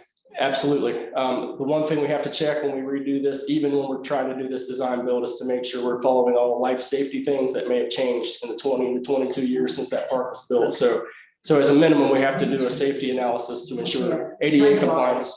Yeah, just like you all mentioned earlier, ADA compliance is near and dear to my heart. Accessibility for all parks is something we are absolutely going to consider in every situation where we can. And those things have to be considered. That's part of potentially human nature's initial survey of this project, any of those issues. But that's the only thing that may cause any differences from what it was before. Thank you. Yes, ma'am. You're welcome. Just a note on where we stand on some big design stuff. The Parks DNR headquarters, which is headquartered at the old District 5 in Ludlow. We are working through design with KZF on that right now, and we expect a design document level set of plans for review tomorrow. So we're moving forward with that, trying to get as far as we can. We know that we're about to lose the DNR's home, so we're moving as fast as we can to try to mitigate that impact on that team and make sure they have a place to go as soon as they can. Smales River's Edge, just as an update, we received KZF's boring report this week. Some pretty good news. The bedrock has not shifted, so there's no subsurface major foundational issues, which is great news, actually. Most of the scarring and scarification is on the surface. That's as far as I've delved into that report so far. They have about 15% plans done for armoring that area, and you all probably know much more about that than I do, but we're working through that with them on next steps and how to armor and address that area of the park. even with the Army Corps, from what I know, there's some more conversations coming in this month. So more on that hopefully next month for you all, but it's moving forward. Fairview Park, very similarly, the slides that are taking place up there, the geotechnical shifting. We are doing borings as of this week. The first part of that's done, and we anticipate all of those will be done by the end of this week. We should have a similar report in the next couple of months that will tell us and inform us on how to move forward and stabilizing those overlooks. Owl's Nest Pavilion, I know that one was a hot topic. We have met with KZF, who is in the process of conceptual design. We've tasked them first with stabilization of the building and those costs for a minimal approach to how do we get this building such that it can perform long-term, and then build in alternates for restoration for community engagement. We are certainly going to bring our new director, Jason Barron, into all these and want him to play a huge part, obviously, in that community engagement, and we anticipate that happening in September. So we'll bring him up to speed as soon as he's on board and allow him to help us direct how we move forward with that project. Current construction projects, many of them have been mentioned, and we're happy they're moving forward as well. The Sawyer Point pickleball courts, I saw them late last week, and much of the pickleball has already been painted. The surface stuff, the lining has not been done. I'm going to actually go check this afternoon to see where they go. That's looking really, really nice. I believe that we have 24 dedicated pickleball courts now, such that no intermediate striping has to be done. It's laid out such that those tournaments can be accommodated, and I believe that's a win under the existing contract. So that should be finished up in the next couple of weeks for that September 9th opening. Ezra Charles, you all talked about already. I'm happy to be a part of that. Planning and design is providing coordination as necessary. We'll do anything we can to help that project succeed. We're still working at the Trailside Nature Center. The structural engineers got back to us this month with rebar updates. The contractor is moving back to drill out some of the old beams to get back to good concrete and reset two of the existing posts right outside of the entrance. They ran into a little bit of condensation problems yesterday, and that's where we stand. Some additional shoring is necessary, but we really anticipate that project being resolved and done at least by October, and it'll be moving forward even with the solution this week. So everything's moving forward with that one as well. Our September project focuses, we initially met on California Woods. I had the opportunity to talk to Jennifer and Garrett and Crystal. Thank you all for your help with that. Gia helped as well. She sent me several emails. We're working towards a master holistic plan for that in association with the funds that we delegated towards that project this year. Very similarly with Drake, while we have a plan and we've enacted that and shown the city what we'll do with that money, we haven't formally submitted a overarching master plan for the board yet. We hope to have that done, a couple pages, just like we've been showing you, next month for both of those projects. And hopefully a Smales Rivers Edge update as well. I'm hoping to get you guys some more information on what we need to do there. One emergency project that you all may need to be aware of that I may be coming asking for money in the next month. We've been working on restoring 3 sections of water main in 3 different parks, one of which is Alms. South of the Comfort Station, there's a caretaker house and the Comfort Station that come together in a sanitary sewer line, which is made out of vitrified clay, very old 50s technology pipe. So KZF is helping, or actually Pedco is helping us design the new water mains, and as part of that contract, we asked for them to investigate the condition of that sanitary sewer. This week, with help from Andy and his team in Greater Cincinnati Waterworks, they dug that up, found roots all inside of that. It's pretty much destroyed. It's about a 700-foot run from this area back into where we tie into MSD. I'm working to coordinate with those folks right now to see what we can do. It's not a whole lot of flow, but it does affect a lot of folks and our ability to rehab those comfort stations. So once I get a price on that, we may be asking for a fairly quick emergency to get that line back in and get sanitary service provided back to those folks. And Jason, Joel, you've hit it on the head. If stuff like that is emergency work, yes, sir. If we need to tomorrow have an emergency meeting, we don't want to be a board that holds up emergency work like that. Understood. Absolutely. Once I have all the information necessary to make an informed financial decision, I'll get that to the director, and obviously we can set that meeting too, but it may be coming before next month. Okay. Thank you all. Appreciate that. With that, I believe that's all the remarks I had. Do you all have any questions for me? So many. Marine, I want to know about the marine. What do you know about the marine? Jenny, you want to?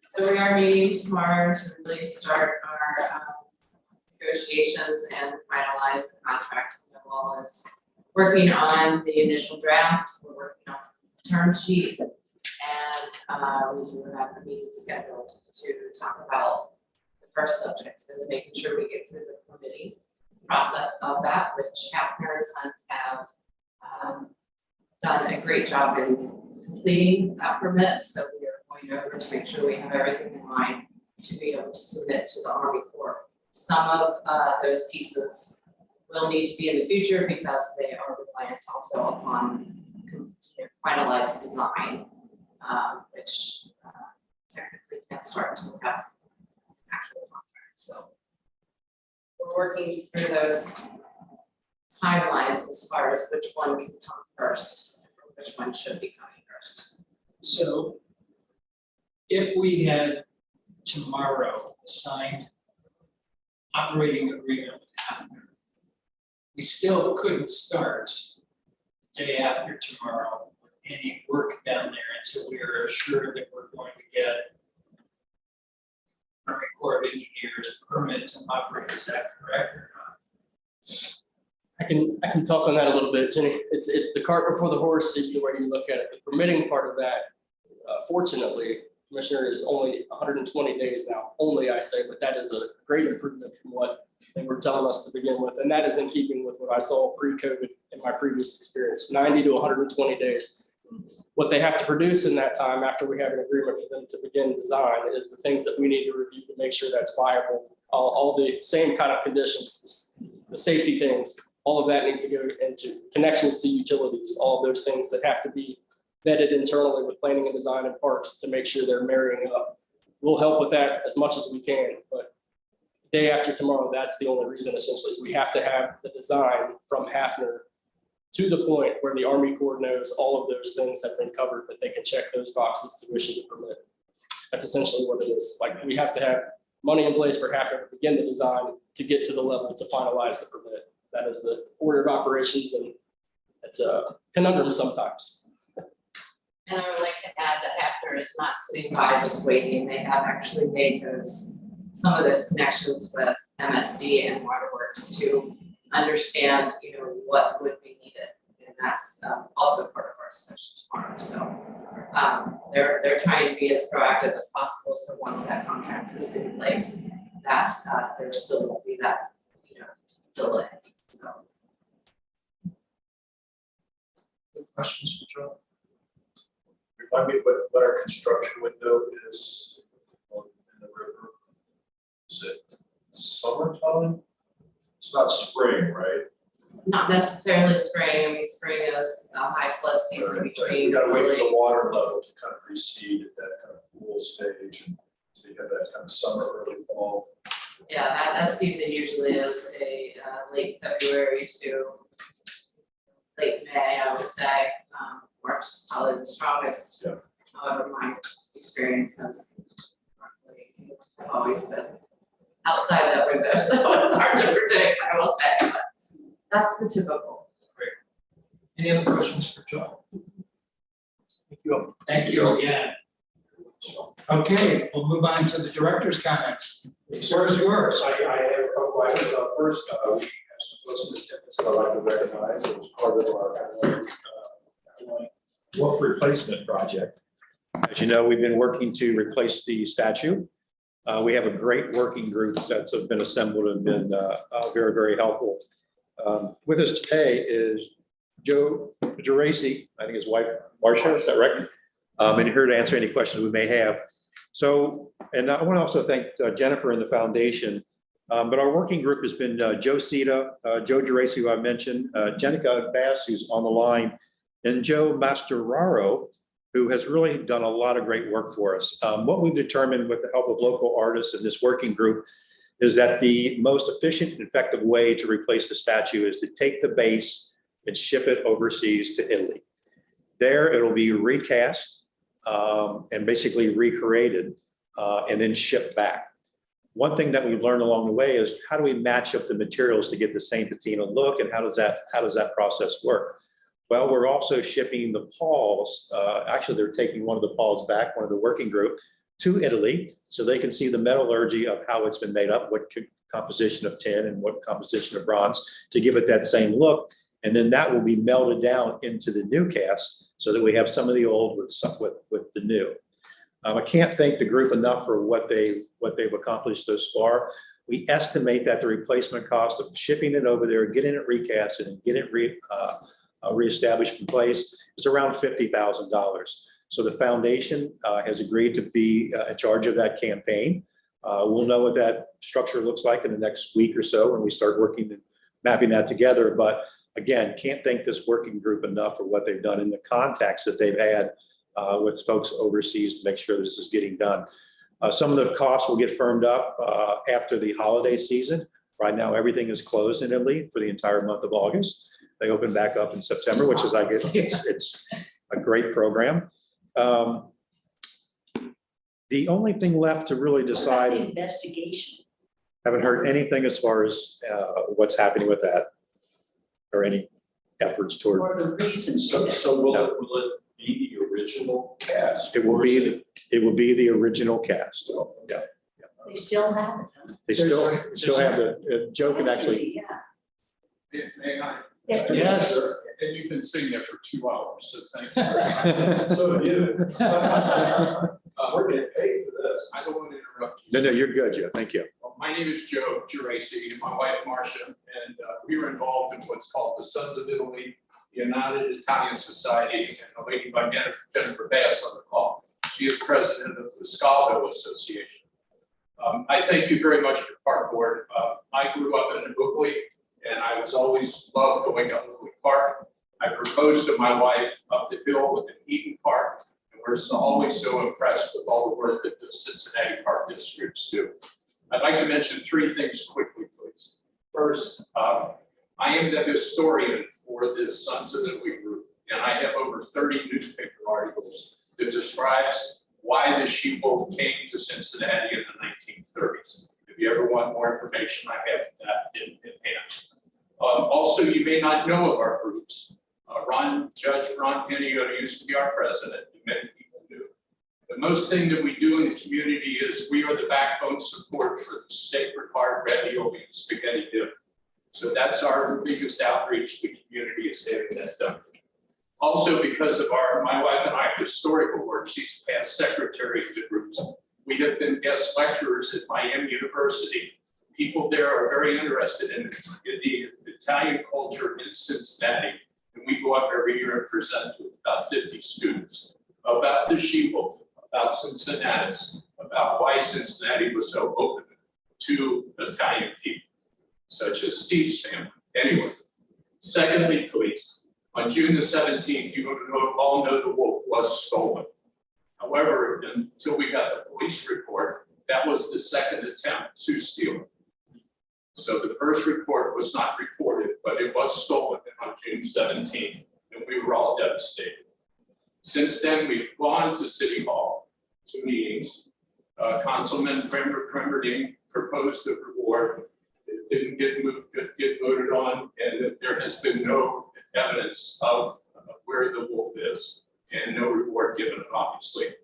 We're hoping it was done for the scrap metal value. Unfortunately, that is only about $700 of what it would have been worth. Thirdly, please, I want to say is to Steve and Jennifer, our congratulations for their positive reporting to be with us on committee.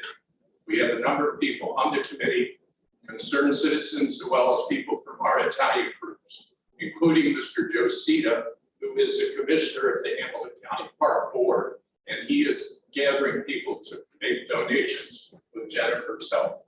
So lastly, I wanted to mention, I just got a text that one of our members, our trustees, Mike Camachi, was going to Florence, and with Steve's help, he had a hall. He is now at the society in Florence to try to work with them with the plaster mold.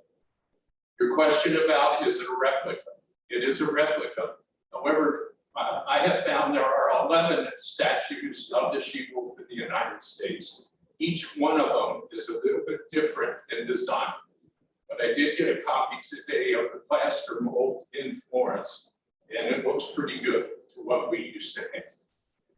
Lastly, I wanted to say, I'm learning today that you are open to change, when change is reasonable and logical, as in the naming of the park.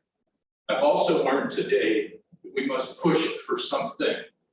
So in the words of our Joe Mastacerio, who wrote to Steve and all of us, we hope that you will consider what is the best location for the replacement, not just because it was an Eden Park, but where is the best location? And many of us think that would be next to Cincinnati, down on the river. So that's all I wanted to say, but again, thank you very much. Excuse me, I'm losing my voice.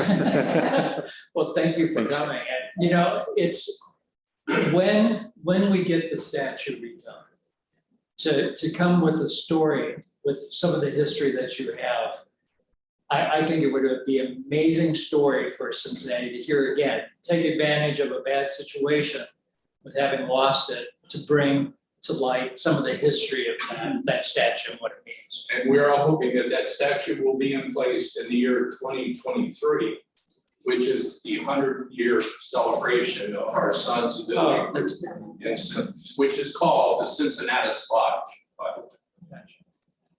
Thank you, Joe. Thank you. For sure. Thank you. So that's one of the last considerations is the relocation. And I think we can have more conversations down the road as we start working through this. But I want to introduce again, thanks for the working group. They have just some great connections. Yeah. I'm going to ask Rocky to come up and give a CEV update.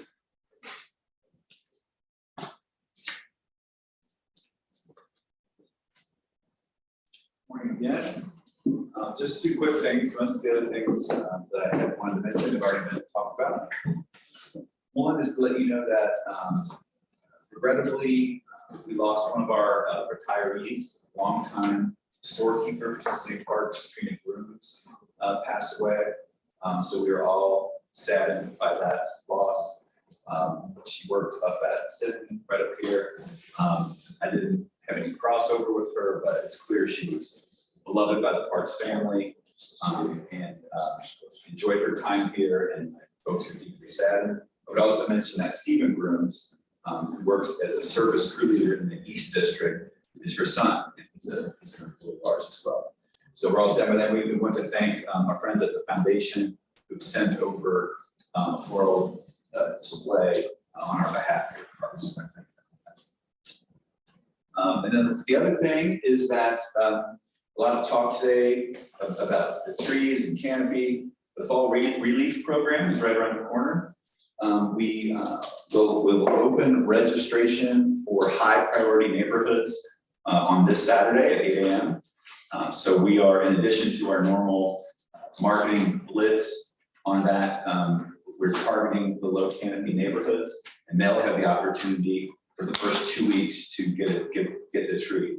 And so in addition to our normal campaign, we're sending that and reaching out directly to all the community councils in those areas and reaching directly out to them through email to boost the low canopy neighborhoods. As you recall from Crystal Courtney's presentation a while back, it's one of the programs that's helping us raise our urban canopy. Over the last 5 years, we've raised our overall tree canopy 5% from 38% to 43%. And this is a big part of the reason why. Absolutely could not happen without our friends at the foundation for all of their support, our friends at Mad Tree, who have been essential to this effort in the last few years. And this year, we're very happy to report that Dynegy stepped in the last minute and helped us meet a funding gap.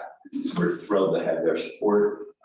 General registration opens on September 3rd, and the tree pickup happens the 3rd week of October. Thanks, Rocky. And then lastly, the Burnett Dog Park was brought up last month. One of the things that we were still looking for was a final rendering for the group to go out and start their fundraising efforts. You should have that rendering in your packet. We believe that's all the work that we have due from Human Nature and are ready to now to start some community engagement. I know Jason wanted to be part of that process, so we hope to make those rounds in the next month or so, share the rendering, and start working with the group that's trying to raise dollars to complete the project. And that's all I have, sir. Super. Any questions for Steve? Bless you. Thank you. Yeah, I do, to your point. I started out the meeting today welcoming Jason and saying how much we are looking forward to having him sit up here. I want to take advantage of this opportunity to say we are just as thankful for what you have done for Cincinnati Parks as you're helping us through this transition period. So Steve, thank you very much. And you've had an impact and we appreciate it. I thank you for the opportunity. Thank you. Sure. Commissioners' discussions, any topics that you would like to bring up? I have one that I'll go forward with. You have in your packet, I provided a resume from Mr. Scott King. Scott is an employee at Western and Southern. Following our last meeting, when I made a call for wanting to expand that committee, he raised his hand. I've met with Scott and he's very interested in volunteering and being a part of our investment committee. So I would like to move that we appoint Scott to participate as a member of our investment committee. So moved. Second. All those in favor? Aye. Thank you. And appreciate his interest. Exactly.